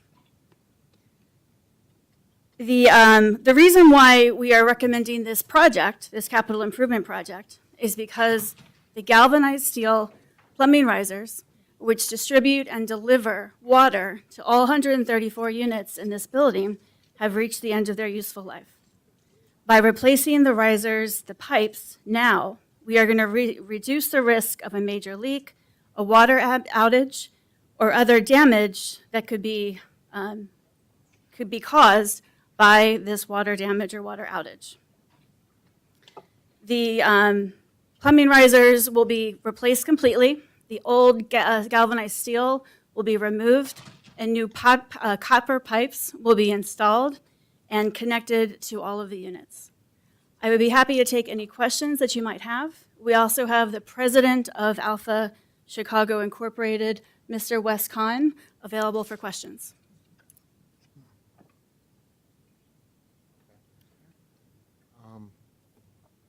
I would like to meet Mr. Khan. Good morning. Good morning. Congratulations if we approve this, and you're very young, and you got a law degree, and tell me about your experience at Walsh, that internship. Yeah, so I interned at Walsh back in 2016 when I was still in college as an architectural engineer. And really, my goal has always been to build buildings, and I got a chance to work on a high-rise building there. And then after I completed that, I thought, why not try to do something ourselves and build something, take a little more risk, and see what the world would be like if we build our own projects. And it's worked out well so far. Okay. What is that noise? Francine, okay. Well- Welcome. Francine, do you have any questions? Hi, congratulations on the contract. We did not approve it yet. I'm looking at your pricing. I know the building. So I'm just hoping we don't come up with too many change orders or discoveries. Okay. with your pricing. Commissioners, any other questions? Okay, Mr. Khan? Yes, I do. What's the relationship between Alpha and All Chicago? So I grew up working for All Chicago Inc. It's a family business. They no longer bid work publicly anymore, but I learned a lot about working with Chicago Housing Authority through them. And so, in your DEI, you stated that you tried to find Section 3 workers. Have you been successful? We have been quite successful. We actually built up our company as a Section 3 company. Basically, a lot of the experience we got was through the original Section 3 program. So we have a very great network of Section 3 companies that we work with, mentor, minority certified businesses, and quite a few residents who have worked for us over the years. And we've had a lot of success placing them in good, high-paying jobs and keeping them, retaining them for higher-paying positions in our own company. That's pretty cool. I am impressed with your diverse group. And so, yeah, I see it's kind of spread out across the board. So I just want to make sure that you're keeping our residents in mind when it comes down to giving them that exposure and the training, especially when you're working on our properties. Absolutely. I always say our real customer is the residents. Thank you. Welcome. I have a Commissioners? question. Yes. To Commissioner. Eric and his team, what is the notice and engagement of the residents in the building as you work on these plumbing repairs? Because I imagine water will be out of service at points. Yes, ma'am. So we did hold a resident meeting previously in the last 2 weeks to notify the residents that this project was happening. We are going to use the current vacant units that are in the building to provide the contractor vacant units so that when they do replace the water, there is no, no need to try to get it back on at night. And so because it's a shorter building, only 5 stories, we anticipate providing 4 empty tiers. So the vertical tiers that would be empty so that the contractor can take out the old and put in the new. And then once we while we're doing the plumbing riser replacements, we're also going to upgrade the building or the areas of the apartment that will be disturbed. So specifically, that's the kitchen and the bathrooms. So we'll be able to do some upgrades to those units and move residents within the building while the project is going from tier to tier to tier. How many vacant units do we have in this building? You said 4 tiers, 5-story building. So there's 16 tiers total, and right now we have about 13 vacant units. Yes, they're vacant, planned for, knowing this Planned project for, is coming. Okay, thank you. So, I'm sorry. Yes. So, yeah, I'm sorry. We did talk about this in a briefing. I'm talking to the CHA team in terms of after the direct completion of the water repair, that nobody is going to move into, these units are going to be offline until we can bring in someone to do the other repairs that will be necessary due to the walls being torn out. Is that already, we lining that up? I know we said we was going to do it on a small. Yes, ma'am. We're lining that up through our job order. pre-qualified pool. Oh, you're going to use So qualified our pool too. standard procedures and process of how we typically do interior renovation or unit turns. About how long will it take, in your opinion, to get those units back up? Not the riser. Oh. I've gone Total. through riser replacements, but those So empty units. we're going to start doing the vacancies now to be prepared to go ahead and relocate any resident that does need to be relocated, so that we can start on the 4 tiers for the So riser the vacancies in the replacement. 4 tiers are the ones that get the risers first, and then we fix them, then we really start the whole building. Correct. Yes. Got it. Staging. Commissioners, I would any just other? like Yes. to say that Commissioner Harris. Commissioner Hart did answer some of the questions that I had in terms of the plan for relocation and will the residents be moved to another building or where in terms of the repairs that you're going to have to make. I mean, you did ask that question. But I had one other question, and that is, what's the occupancy of the building at this time? So at this time, we have 134 units, and there are 13 we've held vacant in preparation for this project. Okay, thank you. All right, thank you. Certainly.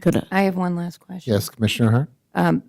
What's the ongoing plan for communicating with residents in the building? So we will continue to have either the monthly, and then once we get into construction, potentially a biweekly update. We'll probably do some more focus groups in working with resident services and the relocation team that we had talked about earlier to make sure that the residents are aware of when they're scheduled to move, and then we can assist them any unique needs that they have to assist them in their move. So it's yes. a multi-divisional effort to move everybody Commissioner within the Parker. building. Oh, sorry. So you guys talked in the briefing about how it's detrimental that we go ahead and do this, because if we don't do it, what could happen? The water pipes explode. Yes. Right. And so you said they think our pipes is to the brink of almost explosion now. So you're just trying to get ready for the winter rising. So would this be done before the winter? I think I asked you that already. So it won't be done before this winter. We're certainly looking to provide a notice to proceed before the winter comes so that Alpha can get started. The pipes have reached the end of their useful life. It's Yes. not about weather hitting them. It's about the fact that they're beginning to fail. I'm just trying to say, where could we start without affecting the residents? Like, I always thought the rises was in the basement level. And so where could we start without affecting the residents to begin to turn around the situation over there? So I believe your question is what work can be done before we start moving the residents. There is some work in the basement or the horizontal pipes, but I'll turn it over to the contractor. Sure. We can start some work on the drain stacks and other work that isn't affecting, excuse me, water usage by the tenants. But our goal is to do this as fast as possible. Once we have a vacant tier, our actual work inside the units moves very quickly. We only need a few days per tier. It's only a 5-story building. And we've done work like this in other buildings for CHA, and it's moved smoothly. And I think we've learned, and CHA and as well as our team has learned quite a bit from our other experience on how to keep things moving quickly. I just said we dealing with seniors, so y'all might go quick, but they ain't moving that quick. They got to get all these 40 years worth of stuff they got in their homes moved. Do we got to vacate the whole unit? Yes. Oh, okay. Yes. So let me just add on something to that. So as we work with seniors, we're working with our resident services team, our community ambassadors that will be directly working with our families. So if there is a need for any help moving service or help packing, we will be helping, assisting that with the residents. I want to make sure that we clearly kind of understand where we are, because right now most of the work will be done in the vacant units, and once those vacant units are turned back over, then we'll be relocating residents. So our goal is actually to move residents only once.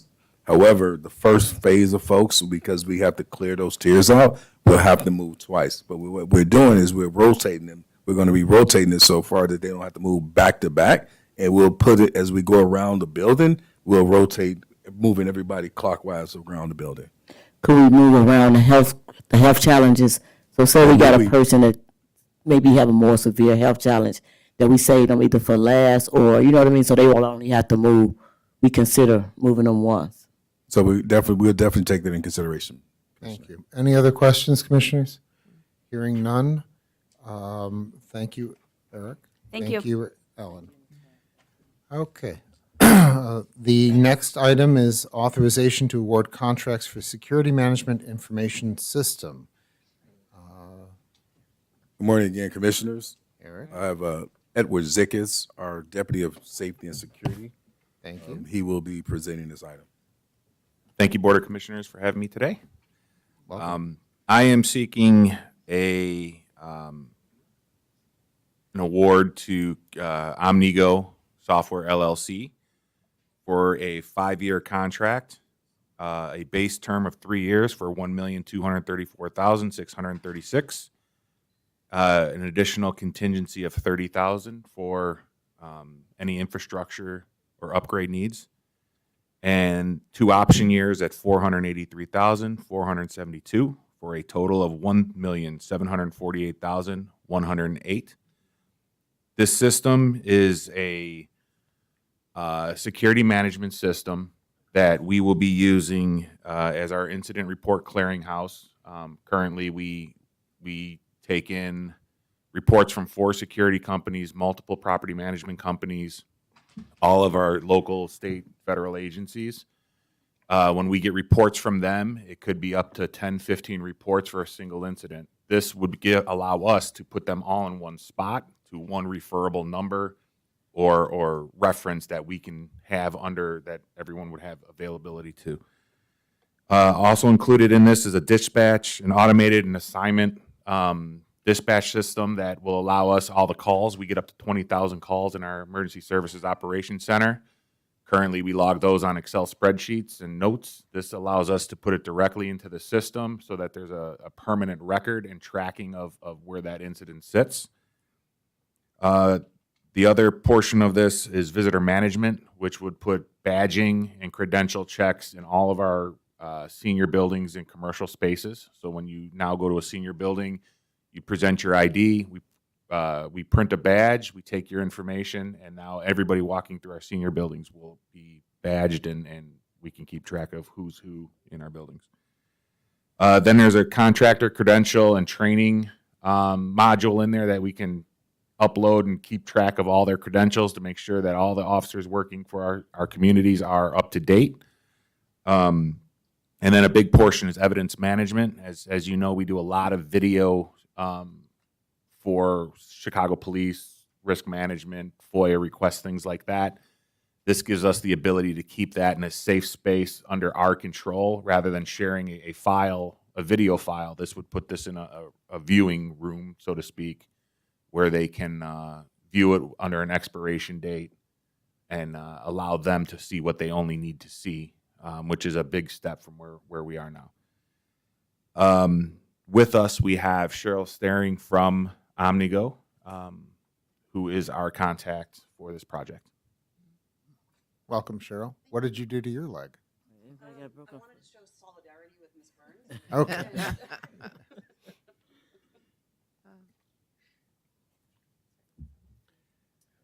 Good morning. Good morning. Can you tell us a little bit about yourself and your company? Sure. So my name is Cheryl Stirring. I am the National Business Development Manager for Omnigo. I've been there for 19 years. Prior to working with Omnigo, I was in public safety, as many of my colleagues at the company have been. While at Omnigo, in addition to working with Omnigo, I also work with a professional organization for pre-sales, where I mentor future pre-sales individuals that are interested in moving into the pre-sales career. The company, Omnigo, has been in existence for about 6 years now. However, it's a compilation of multiple companies that have been in existence for over 20 years providing public safety software. Thank you. Commissioners, are there any questions? I just have one comment. I really enjoyed reading your background. That which you presented to us was very thorough and detailed, and I really liked that.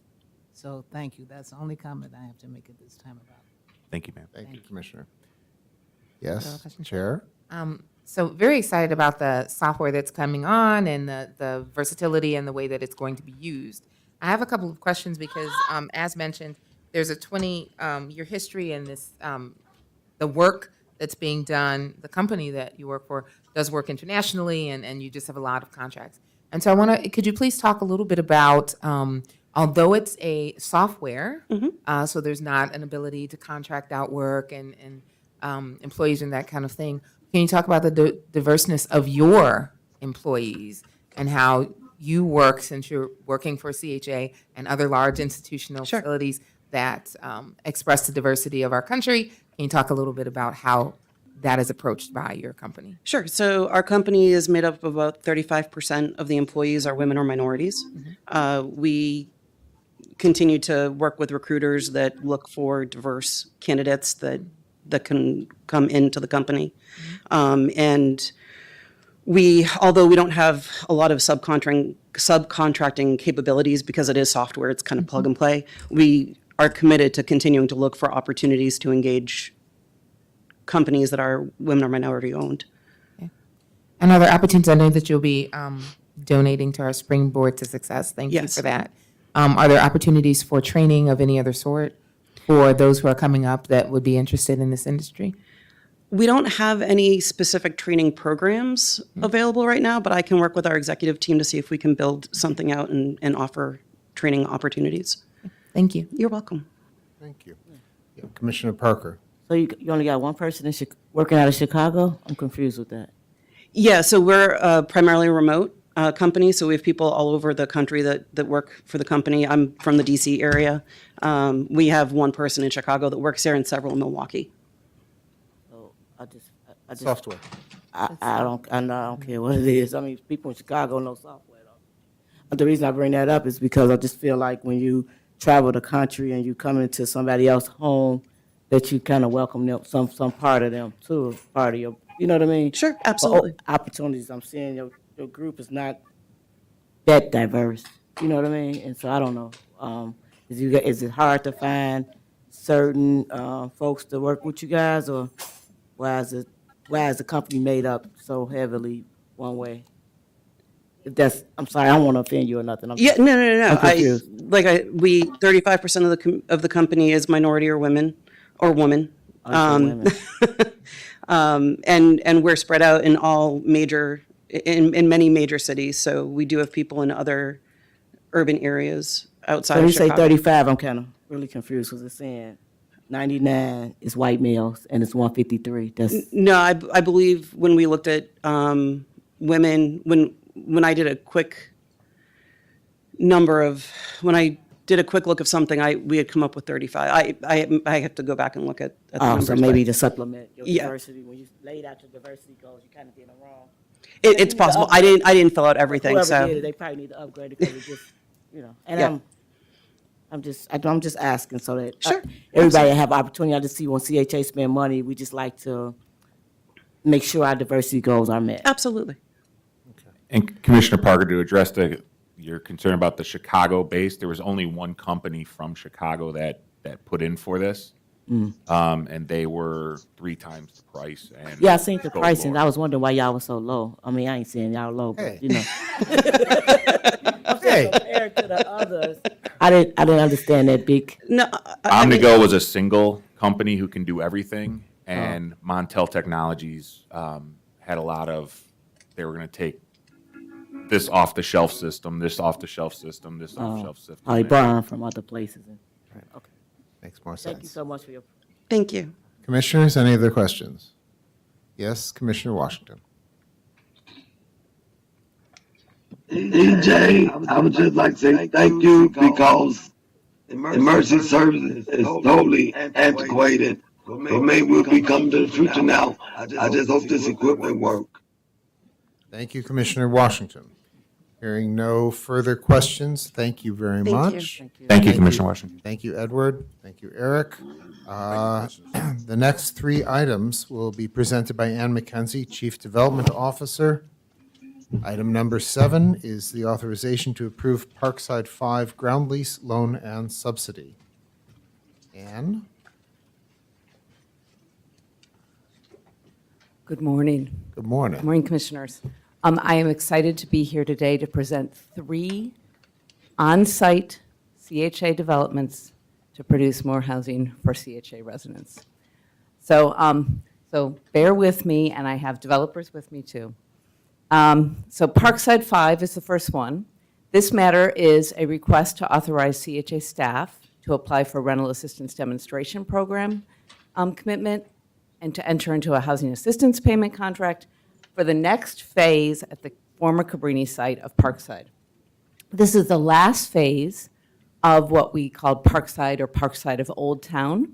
The developers are Holston Real Estate Corporation and Cabrini Green LAC Community Development Corporation, which is a not-for-profit with a mission to benefit Cabrini Green residents, past and future. This phase is going to produce 99 new units in a combination of an elevator building providing much-needed accessibility and 3-story walk-up buildings. 37 of the units will be subsidized with RAD project-based vouchers. This is a strong addition to the former Cabrini land. This phase will add 3 and 4 bedroom units in this community with strong schools, close to transportation and downtown. This phase was awarded 9% low-income housing tax credits. The staff and Holston and Cabrini Green LAC Community Development Corporation have been very busy, and were able to obtain that 9% low-income housing tax credit award, which does have a time limit on it. And the other funding in here is also tax increment funding, which also has a time limit. Our next steps will be a submission to HUD for the many, many approvals to close this transaction. And a closing is predicted to happen this year. With me are two Holston representatives, Irene Burke and Uni Zai, if there's questions for me or them. Am I correct in saying that we committed to 718 units on this site and we're delivering 793? We are committing more than yes, we are. This good. would produce more units than our commitment. I just wanted to point that out. Commissioners, do you have questions, comments? Yes, Dr. Harris. I noticed that most of the CHA units for this project are 3 bedrooms.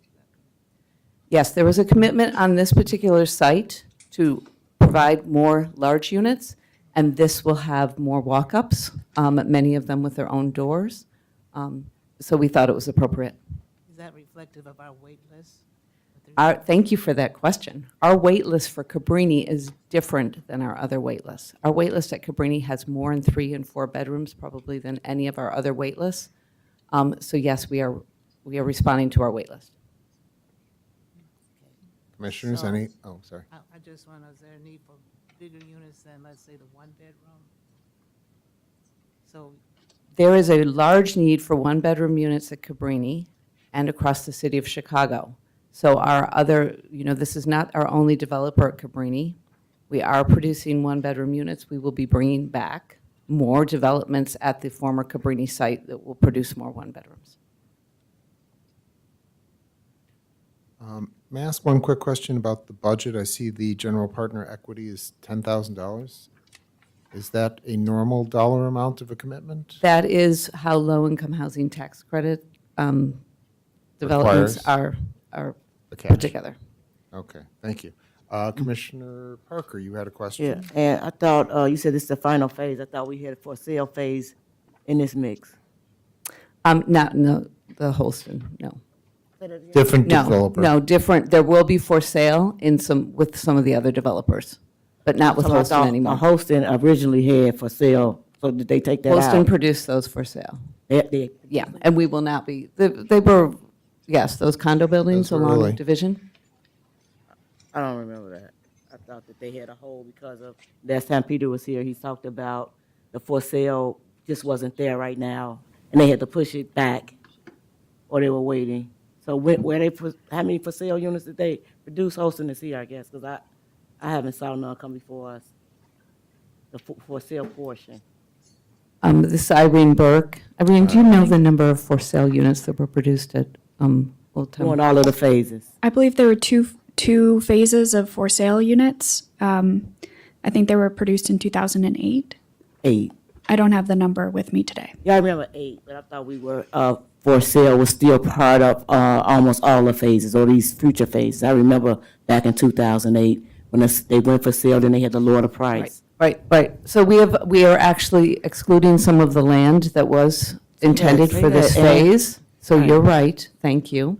Okay, because I'm not, you said we excluding land, so now I'm just saying their project has shrunk a little, opposed to what their goals were at first. They kind of minimized their goals at this point. So we at CHA will reserve that land, and we'll be coming back to the board with ideas for that land, which could be some for sale. So thank you for that, Commissioner. Thank you. Okay. And yes, Chair Herlock. If you wouldn't mind staying up. Sorry. So the Cabrini LAC CDC is in the deal as part of the development team. Can you talk a little about the relationship and what input and they will have in this project? Absolutely. So the Cabrini Green LAC CDC is a full partner with Holston Real Estate Development Corporation. They have 40% ownership of the development, 40% developer fees. And we meet with the Cabrini Green LAC regularly. So we're in contact with them over email and phone constantly for this development. And we meet with them quarterly. And then we've had a number of community meetings most recently one in June with the Parkside Association, and then a second one with the Near North Unity program. Thank you. Could I just? Yes, Commissioner Parker. And I do want to, I mean, I wasn't trying to be rude, but I do want to commend Host and Development for partnering, because they're one of the only developers that took the residents serious, made them part of the deal, and every deal that they got their 40%. I mean, so I thank Hosting for doing that and bringing this to almost to a close, but this is the only one, I believe, in the country, I know in Chicago, and so I do want to commend Hosting Realty for partnering with our residents. Thank you. Thank you, Commissioner Parker. Any other hearing or, oh, all right, hearing none. We will move on to item number 8. Oh, I'm sorry, Commissioner Washington has her hand up. Yes, Commissioner. You're on mute, Commissioner. I know. Go ahead. I know that more units were built than anticipated. That's because you needed funders and money. But also when you build the 3 and the 4 bedrooms, which are needed, I think you should try to spread them out, not saturate them into one spot, one location. It's like tearing people off. We looked at that, so And I like when you build something that's all spread throughout the community, it's all mixed. If you look at the B1s and 21s, 22s, everything's saturated in one location. It's like equal but separate. and we made sure that it's an even distribution by floor and by tier, so CHA units are not concentrated in any particular part of the development. Thank you. I'm looking at 22 and 21. The numbers on top don't reflect the bedroom sizes. When you look at the drawings. We allocated more 3 and 4 bedrooms to CHA units, and those units are in many of the walk-up buildings. So that's why there's a higher concentration of CHA units in the walk-up buildings. In the one walk-up building where they concentrated. So they are concentrated in one building when you look at the drawings. Like the 22 and the 21 area, 22 and 21. I think you're right, Commissioner Washington. We will look again at their locations and work on spreading them out. Okay. You got one more for Ann? This is it, I'm so sorry. And Lathrop, is Lathrop part of this mix? Did we move some Lathrop transfer units over to Cabrini? Yes, so what has happened is because Lathrop is not bringing back 525 units to the site, we have what's called a commitment, or a CAT, which I'm trying to remember. It's a transfer pool. And that transfer pool is what we have been taking around the north side. So this is how we actually handled the RAD on the last phase of the Holston development, and on this one. So it's just called a transfer of assistance. Right, so I'm saying, instead of you saying we got more units, this was really units that we owed to another area that we put in Cabrini from Lathrop? No, it's just our way of bringing the subsidy to the area. More subsidy to Cabrini? Mm-hmm. Okay, thank you. You will hear me talk about Fair Cluster RAD a lot, and you're going to hear a lot more about, we are counting units. We're not counting the 900 units at Lathrop anymore. You're right. We're counting Lathrop as 413 now. Okay, thank you. All right. If there are no additional questions or comments from commissioners, we will move on to item number 8. Item number 8 reads as follows: authorization to approve Ogden Commons 2 ground lease, loan, and subsidy. Ann? Thank you, and I've asked Anthony Alvarez to join me, who's the development manager. But I will present. Good morning, Mr. Alvarez. This is also a matter to bring back CHA housing to CHA land. This matter is a request to authorize our staff to move forward with all actions necessary for the closing of the next phase of Ogden Commons, which is at the former Lawndale Complex Ogden Court site on Ogden, across from Sinai Hospital in Lawndale. You might have noticed that right now, Phase A1 is under construction at that site. We're excited to bring the second phase to add 92 more apartments, 37 of which are for CHA families from our waiting list. This authorization is to loan funds necessary and to loan the proceeds from that sale, just like the previous loan you saw, from the Illinois Affordable Housing Tax Credits, authority for ground lease, and other items necessary.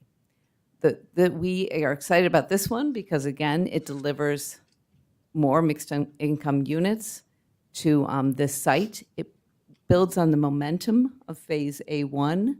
The pipeline is building, and we're getting some closings moving. And this is also along the North Lawndale Invest Southwest corridor, so it matches the city's goals for the North Lawndale. And CHA, in this case, will share in the paid and deferred developer fee, which is new to us, that we are starting to share in the fee. Our next steps for this are submission to HUD, again, for multiple approvals. For further underwriting, this one is a Faircloth to RAD, which you've heard me talk about before, which is it's developed as public housing, and then it immediately converts to RAD, project-based voucher. So it takes a little longer through the process with HUD, so a closing would be in early 2024. In addition to Anthony, who can answer questions, I also have David Mavis from the Habitat Company here. They are one of the 3 developers. The other developers in this are Sinai Hospital, as well as, you're going to help me with their name, Lawndale Real Estate LLC, which was a branch of CineSpace. Thank you. Commissioners, do you have any questions? I would comments? like to know, who is the general contractor and what is the time development for this Dave? project? Good morning. My name is Dave Mavis. I'm a Vice President of Community Development for the Habitat Company. On the phases that have currently been built, the general contractor is a joint venture between McHugh Construction Company, and BOA Construction. Maybe I wasn't close enough to the mic. You can hear me okay? The contract has not been awarded yet for this next phase. It'll be competitively bid, and it'll be bid to those contractors as well as others. What did you say the time development was? I'm sorry? How time long developed. for the development to be finished? How long will the development take? When will it start and when will it? So the construction period for this type of a project is about 14 months typically. So if it will hinge on when we move forward and get to closing. We hope that that will be in the first quarter of next year. And so that would mean opening 14 months later would put us in the second quarter of 2025, where we would actually have units available for occupancy. What does your budget per square foot turn out to be? The budget per square foot is, I don't know that I have that exact figure with me, but it's going to be north of $400 a square foot, which has, I'm sure you are aware, gone up a lot in the last 2 or 3 years. Commissioner Parker, yes. Right, I see you got, the other one was partnered with Boyd. We used to have a lot of complaints about residents and subcontracting over at the CineSpace. So I was just wondering, where are we with the second phase? I asked Ann for a report on the first phase as it relates to, did we ever meet our Section 3 requirements as well as our subcontracting requirements in the first phase before we get to the second phase? So where are we at with the subcontracting and the hiring? Mm-hmm. Well, phase 1 of the residential is just under construction now. So we will be evidencing compliance along the way, and we will officially, be certified to have met those requirements when construction is complete. But we do have a detailed minority and women business enterprise plan where we exceed the requirements of 26% minority-owned businesses and 6% women-owned businesses as a part of the contracting. Is that union shop subcontracting? Is that only for union contractors? It's 100% union, yeah. Right. And also Dave is actually telling you the requirements under the plan development for the city of Chicago, because under the plan development, that's where that 26 and 6 came from. In case you're wondering, they will also be complying with our 30%, 10% Section 3 businesses. That's correct. But Union Section 3B. I mean Section 3, I guess, with the Section 3, but we just, first of all, what took so long? Because I thought had this come before us years ago. Why are they just not starting phase 1? This is the second part of phase 1. The first part of phase 1 is under construction right now. Oh, okay, right. So, so somebody can give me some numbers There on may the be, Section 3 jobs. there may be then, some more right? confusion because there might be another phase 1 you're thinking of, which is the commercial building. Yeah. That Oh, okay, was well, the very first, and that would have come before the board as well because the land was sold to the partnership in that case, whereas it's being leased for these residential phases. The commercial building, if you drive down Ogden Avenue, has been complete for over a year now and is occupied, and would certainly appreciate your business if you want to stop in for coffee or a meal. Thank you. Commissioners, any other questions? This, They didn't answer the this Section 3 redevelopment question, effort thank you. is actually quite, moving quite quickly. Since 2017, when they started with the commercial, 2019, when they completed it. Now we went into 2021 doing phase 1. Their construction right now in 2023. They'll be completed with that. And now moving into phase A2, we're looking at by 2025 having over 167 total units completed. So from 2017 to 2025, it's almost like you're driving and we're actually catching every light. Instead of getting caught by every red light, we're catching and we're moving, and hopefully we'll pick up the momentum, and our A3 phase will come right after that. So this is really an impactful legacy type project that's happening. But how many residents is participating? That's just be my. And we'll get that because information. They've I met asked their for it prior compliance, yeah, and to, we'll but you definitely still got to provide get it in. Do you got it? Because I asked you on the briefing. Yes, compliance told me they're doing fine, and I'm just getting the exact numbers, but they are on track. Okay. Remember, we're counting labor hours now, not people. I'm counting people. I just want to know, do we have 2 residents, 4 residents, any residents besides the hours? Not just like Chicagoans from all over. Do we got public housing, Section 8 tenants working on these jobs? Okay. That's Okay. you know. I'll get it to you. Commissioner Parker, we will provide a report to the board. Well, I wasn't aware of that. I don't show it in my notes from the briefings, but we will provide a report to the So board. with that report, could he give a number now for phase 2? You know if y'all gonna do some hiring? Do you know that, Mr.? I don't know that number off the top of my head, no. But you plan on hiring Section 3 residents? Oh, absolutely. Yeah, it's an important part of what we do, and we always look to exceed the requirements. That's cool. Thank you. If I may, so CHA's requirements are higher than the cities, as Ann mentioned. So we have a 30% requirement, at least 5% have to be residents, and then 10% subcontracting. So those requirements will be met by all of our vendors. Thank you. Okay. Just a comment along that line is, I know Sinai Hospital in particular has been doing a lot of work with the Ogden Commons Community Council that's bringing together people from North Lawndale and South Lawndale. I think they've met with you a couple of times and have been talking a bit about hiring from community and things of that nature, so they're also interested in that report.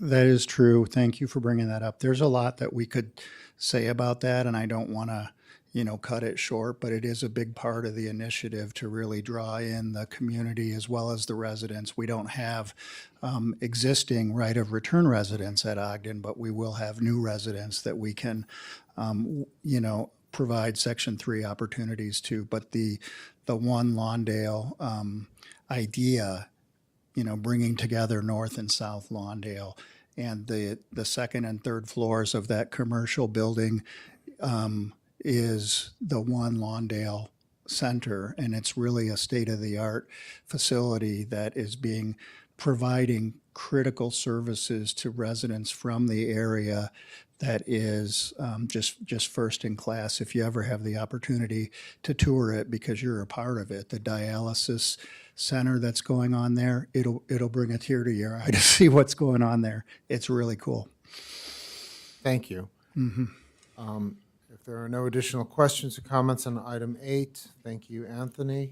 Ann, you're presenting number 9, which is authorization for actions necessary to advance the mixed-use redevelopment of LeClaire Court. Thank you. This last item is the beginning of the redevelopment of this important site at what's called the Gateway to Midway. So we, the CHA, own land between 42nd and 45th on the South Cicero. Anyone who's driven to Midway will know this land. It is time to do the necessary steps to get the development moving. So this is authority for many, many actions, including dedicating and vacating streets in order to build important infrastructure. So as my team member who isn't, who put it so well the other day, and I should have present this instead of me probably, you can't build without water and sewers. So we really need to do this. We need the water and sewers to get started. The development team here is Cabrera and the Habitat Company. Cabrera and Habitat have worked very hard with the city, with our very able assistance from my team members, to actually talk to the city about that we need this infrastructure. So part of this board item is to actually accept the funding that the city is going to provide in order to put in that infrastructure. Most of this infrastructure will not have to go through the transactions. You won't see it in the phases themselves. This is also the necessary steps to prepare the land, therefore to approve the long-term ground lease so we can build those first two buildings, those first two residential buildings, which will also be on Cicero. Because we always have an A1 and an A2, I think they're an A1 and an A2 here also, but we will be back to talk about the financing for those two buildings. Right now, it's just to get the approval to even go to HUD to get approval to enter into that ground lease. And then the other part you heard, I think the alderman put it very well early in this meeting, the importance of community here. So this is also authority to accept the appraised value for land, for a grocery store, for a federally qualified health center, Alivio, who has actually toured the Sinai. We took them on a tour of the Sinai development you just heard about, because we have seen the difference that a strong health center makes for a community. Development is excited to actually bring something at the beginning in this area that has not seen development in years. This is just the first phase. You'll be seeing my team a whole bunch of times as we do different phases here. But we want to move this forward as we develop this as part of that gateway to Midway. With us, Mark Krinchik and Robert Aguilar from Cabrera, and also Dave Mavis from the Habitat Company, if you have questions for me or for them. Thank you. Good morning, gentlemen. Would you like to introduce yourselves? Good morning. I'm Robert Aguilar, the president of Cabrera Capital. Morning. And I'm Mark Karinsik. I'm one of the people leading the project on behalf of Cabrera. Morning, gentlemen. Good morning. I have a first question. It's a very simple one. Why are we selling the land under the grocery store It's the financing plan. as opposed to a long-term ground lease? It's about financing. Financing a ground lease on a commercial piece is extremely difficult, and especially in today's environment. And the costs are very high as well. Okay. Thank you. That's my only question. Commissioners, questions? More of a comment. I'm very familiar with this site, also very familiar with Cabrera Capital, who's done a lot of work in community. Just want to commend you on the grocery store, and I think Alivio Medical Center is such a strong partner in the Latino community, and it's definitely needed there. And really, the grocery store, I think we've seen enough neighborhoods in the city of Chicago without grocery stores, and that's something that we've been working on in North Lawndale as well. So bringing the grocery store to this project, I think is extremely important. So I commend you for that as well. I think, as all of our commissioners have mentioned before, one of the things that we are always interested in is how we are hiring from CHA and what opportunities do we have from CHA to participate in this project. Great. Thank you, Commissioner. Just a note on that. The grocery store wasn't part of our initial plan. We actually met with the community, and that's one of the things that they really wanted to see in this development. So we added it to the development after the fact. So were you guys part of the working group? I remember Cabrera coming in 2019 when we thought we would be getting started way back then. So as I know one of the resident leaders that she passed away, but that was just what they really wanted. This is one of the last public housing developments to be developed. And so we do want I want to see this get off the ground and get the running because it's long overdue. Just to, like you said, we got to go to HUD. We don't even have a first phase. When do we anticipate starting the first phase? Because we should be in phase 3 or 4 by now. I agree with you. We will be back in September or November, I don't know which, with the financing for those first residential. I'll wait on, depending on how fast HUD move with the disposition. And, well, also, we're still working it out, what it is, but the disposition, we need to get started on this. And again, we don't have the infrastructure on this site for the housing, so it's different than some of the other sites where we how already is- have some infrastructure. And the process with the city with the infrastructure, how quickly do you anticipate that happening? Well, we have already started. I mean, they have done some moves to actually agree to the funding, and we already have a draft intergovernmental agreement. Can I just ask, well, is this a new partnership with Cabrera and Habitat? Because I remember when Cabrera came in first, I don't remember Habitat on the part of that. Is this new with the? No, we've been working with Habitat the whole time through this Oh, project. through Leclerc? Yeah. Oh, okay, maybe it was in the background back then. Question? Yes, Commissioner. First, just, I like the fact that you met with the community and were willing to adapt and find the uses that were requested by the community. This is also, as several folks had said, including the alderman, a resource-starved location. It's not like Cabrini that has access to the other amenities that some communities have. So a well-thought-out redevelopment strategy and plan for this area was needed, and appreciate that. My question is around the grocery store, some of the terms of that agreement, if you could share, because grocery stores come and go. So I'm assuming and would like to hear a little bit about that commitment from that grocery store. And thank you for it not being a Save-A-Lot, even though that might be an opportunity in some communities, that hasn't sort of borne fruit in most of the communities that are on the south and west side. Thank you for that, Commissioner. I'll just start by saying we had about over 30 community meetings. So we really got to know what the community was looking for, and we wanted to get a fresh market into the community, which is what they deserve. In addition, the healthcare center, early childhood development, high access to high-speed internet to kind of bridge that digital divide. I don't have all of the specifics on the agreement with the grocer, but Mark might have some of that. He could address that. We have been working with a letter of intent. We have another meeting this week, hopefully to get a little bit closer to a lease. Our first draft of lease is drafted. It is a primary term of 15 years with multiple 5-year options after that. First 10 years, rent's fixed.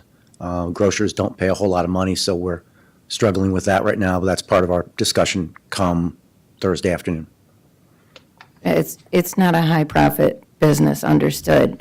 My question is, just taking a page from some of the other challenges with grocery stores, one of the things in a lease is that the initial grocer gets to choose the next grocer without the developer or the ownership engaged in that process. So wondering if that's part of this lease, and if it isn't or it hasn't been brought up, just safeguarding that so that the community and the developer and others have a say in the future tenant. Yeah, it's our intention for any go dark clause that they would not be able to sit on the property vacant and pay rent like you've seen. I mean, we've all seen it, right? Jewel and Dominic's have done it for years. And so, we will be trying not to do that because we want to be able to keep this activated. It's got to be an amenity for the community. Okay, and my last comment is just congratulations on getting the city to come in with the infrastructure. That was an agreement at the beginning of the plan for transformation and sort of fell off, so appreciate the Cabrera Capital team for making those moves to get the city to pony up to rebuild the infrastructure so that isn't financial weight on the development and things like other amenities can happen. That's a comment. Last question is Park District. Is Leclerc Park going to stay? Is it going to be refurbished? Because that's another amenity that I'm quite confident the residents would be interested in keeping. The park is going to stay.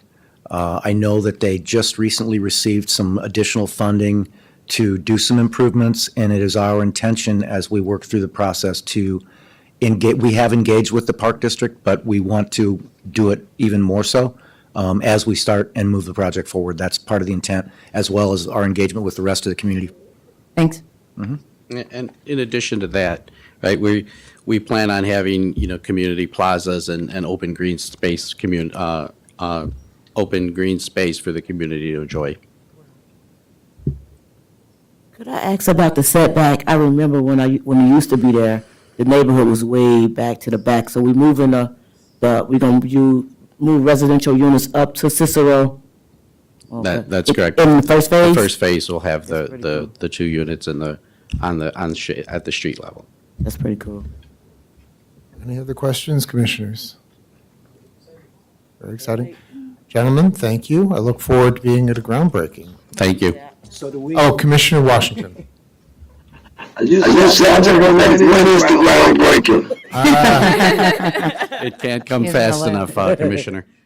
As soon as I know, it's for years. Yes, we all look forward to that. Thank you. Wait. Thank you. All right. Thank you. Thank you, Ann. Commissioners, we did not receive any requests from the public for commentary on today's committee items.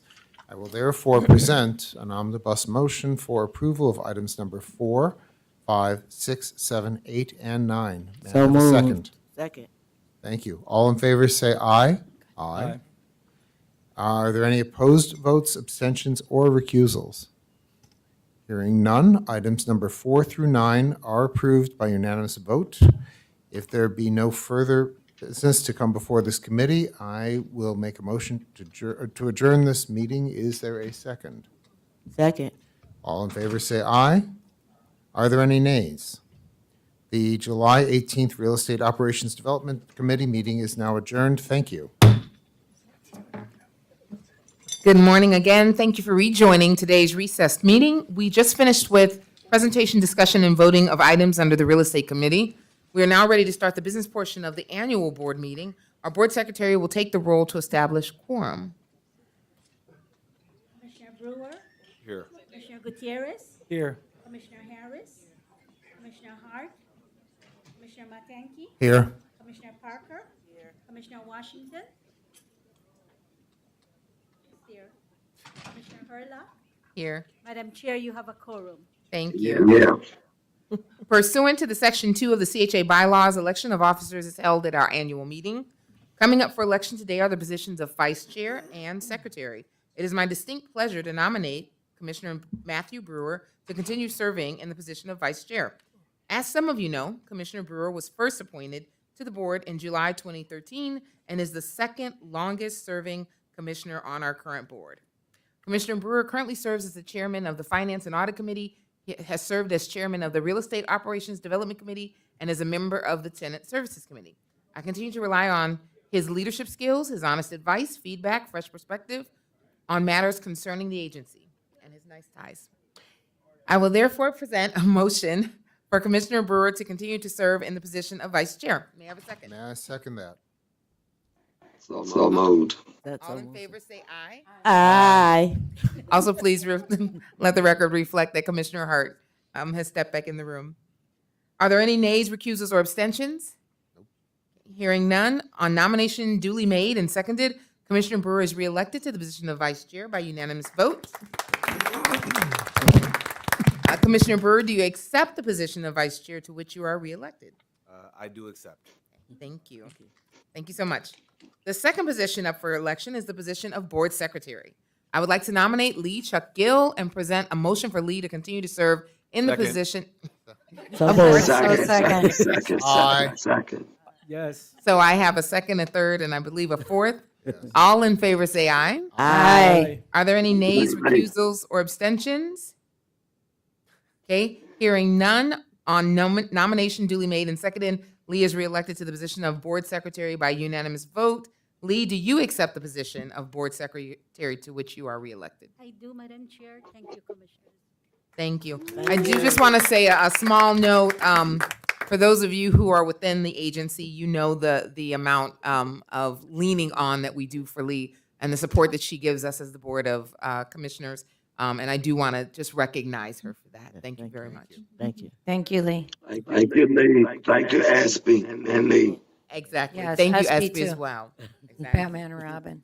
Each of the Batwoman officers and so elected have accepted the offices to which they were elected. Congratulations, both Matthew and Lee. Commissioner Hart retains the chairwomanship for the Tenant Services Committee. And Commissioner James Mateki continues to serve as the chairman of the Real Estate Operations Development Committee. We will now move on to the presentation and approval of resolutions and the committee reports. As mentioned earlier, since we do not have a physical quorum for the Finance and Audit Committee, items 1 through 3 will therefore be presented, discussed, and voted upon by the full board. As a reminder, comments from registered speakers will be entertained after the presentation by staff and discussed by commissioners. Items will be voted upon after public participation. So we're going to start with item number 1, which is the approval of information technology security policy. This item will be presented by Anna Chen, Chief Information Officer. She's also joined by her colleague Sheldon. Good morning. Morning. Good morning. This item is a recommendation to adopt a revised information security policy. The revised policy combines the current information security policy with the communications equipment policy into a framework for securing CHA assets. Sheldon Hendricks, Director of IT, will provide the detail on the key changes. Good morning.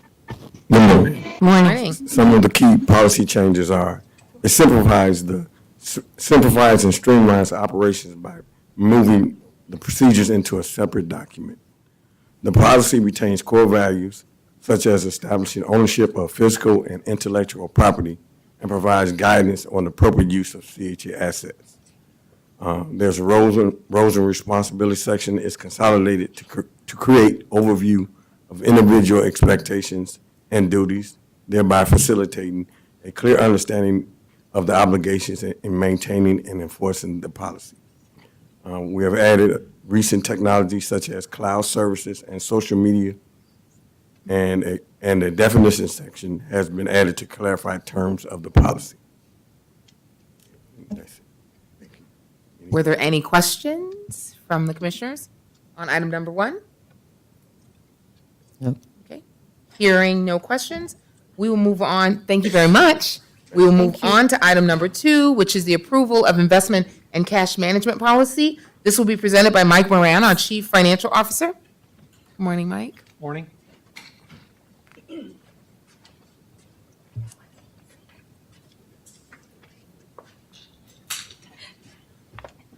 Morning, everyone. Morning. I'm requesting approval of an updated investment and cash management policy. The board approved the investment policy last July, and this policy here reflects several updates to that. A primary update is addition of guidelines for comprehensive debt management. Investment execution guidelines were also added to ensure segregation of duties. Finally, cash and liquidity management guidelines were added. So those are the updates. Are there any questions? Commissioners, do we have questions? I just have a basic question. Can you just describe the process you went through to determine what needed to be updated and how you went about doing the updates? So actually, this is a recurring process. So these will be presented every year, all the policies. And again, we're looking to see if there are significant changes that need to be addressed. With this situation, we had a new treasurer, Shiwei Zhou.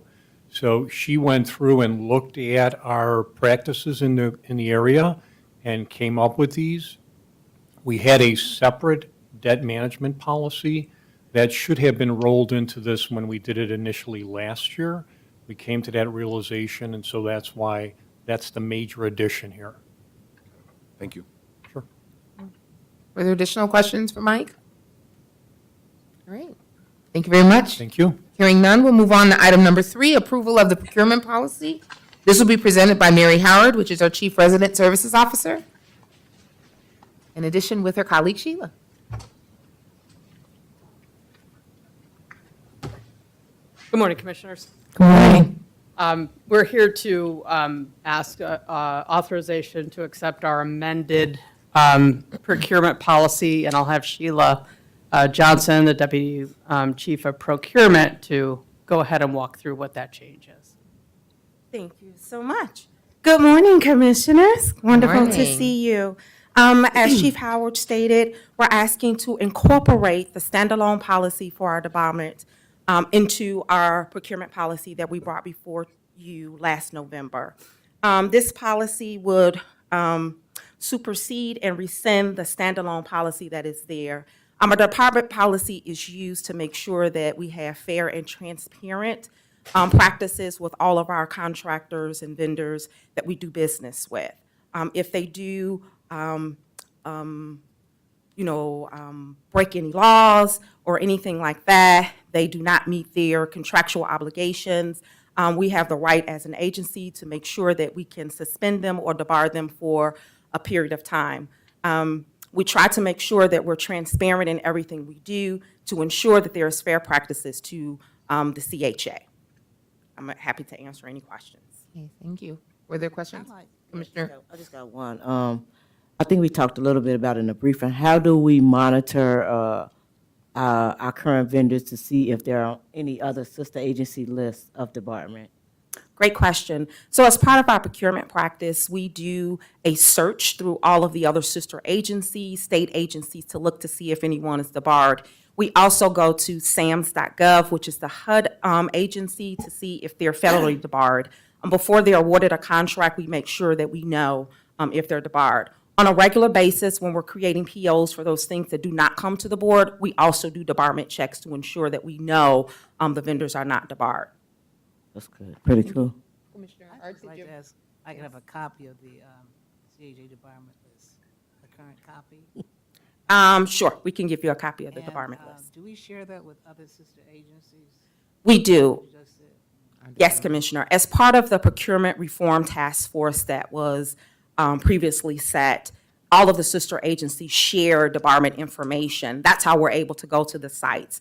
We will be updating our list and making sure that it's posted on our list as part of those requirements to ensure that it's transparent to know.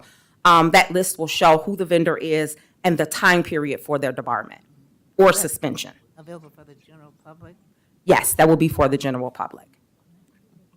Just a follow-up question on that. How often is the department list, our debarment list, updated? So debarment lists are updated as people are debarred. Okay. And so for the time period that they're there, they will show. If their debarment is lifted, such as an suspension or a reclusion that we have for them, they'll be removed from the list, and that list will then be updated to the website.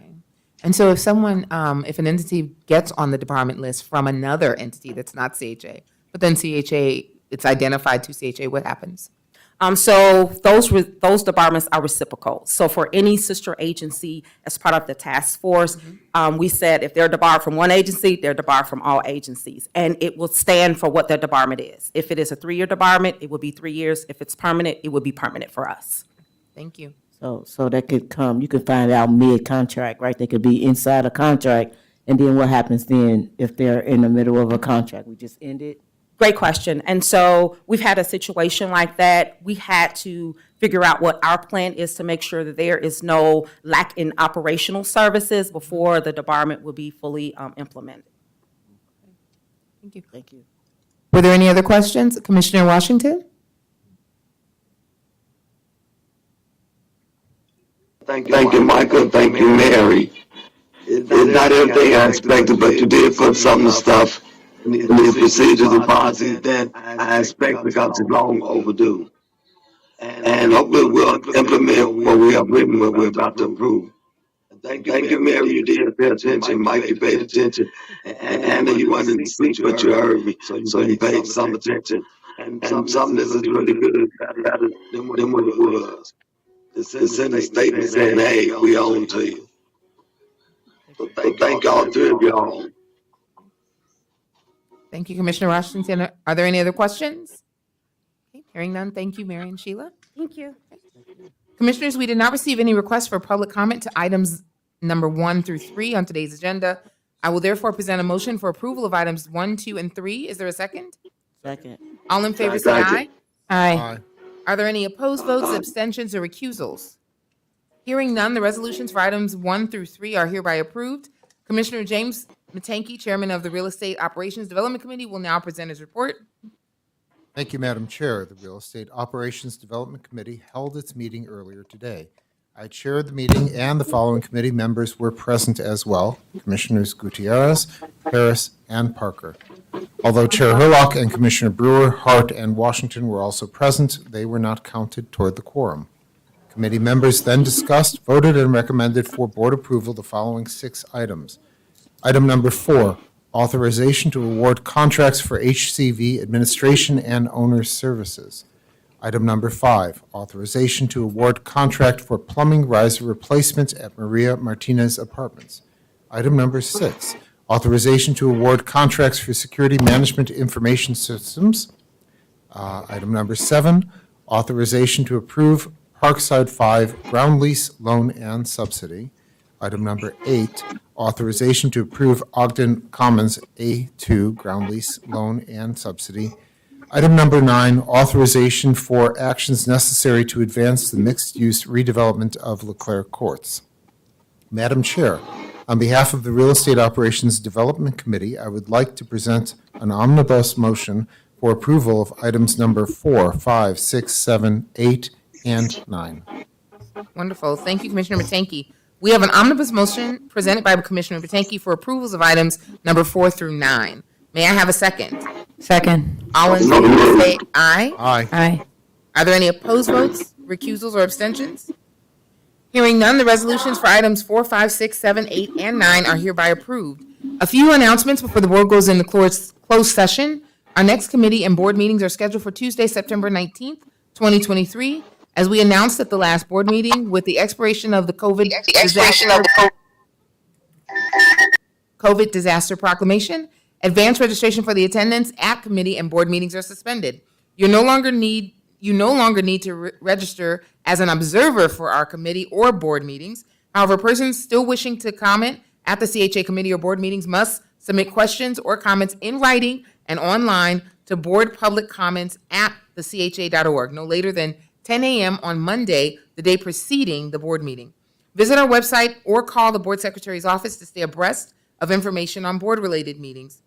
I will now present a motion to go into closed session for approximately 30 minutes. In addition to item number 10 listed on the agenda, and in accordance with the Open Meetings Act, the board may discuss matters under the following exceptions: personnel-related matters under C1 and C2, pending imminent or probable litigation under C11, purchase, sale, or lease of real estate property under C5 and C6, and audit reviews under C29. Do you have a second? Bless you. Bless you. Thank you. Second. All in favor say aye. Aye. Are there any opposed votes? We will now go into closed session and be back in approximately 30 minutes.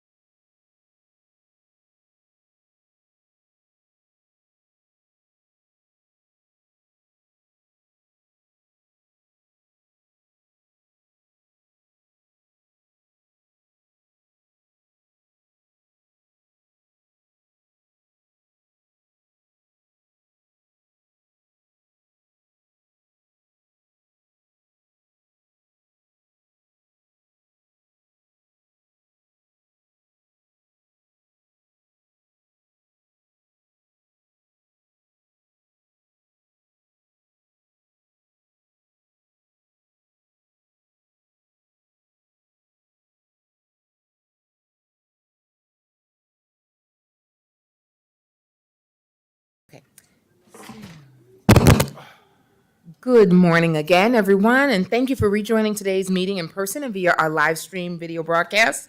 Commissioners just finished meeting in closed session where we discussed item number 10 and other matters under closed meeting exceptions. Our board secretary will now take the roll. Commissioner Brewer? Here. Commissioner Gutierrez? Here. Commissioner Harris? Commissioner Hart? Here. Commissioner Matenki? Here. Commissioner Parker? Here. Commissioner Washington? Commissioner Hurlock? Here. Madam Chair, you have a quorum. Thank you, Lee. Commissioners, draft minutes for the regular and closed meetings of May 16, 2023 were included in your meeting materials. May I have a motion to approve the minutes for the regular board and closed meetings of May 16, 2023?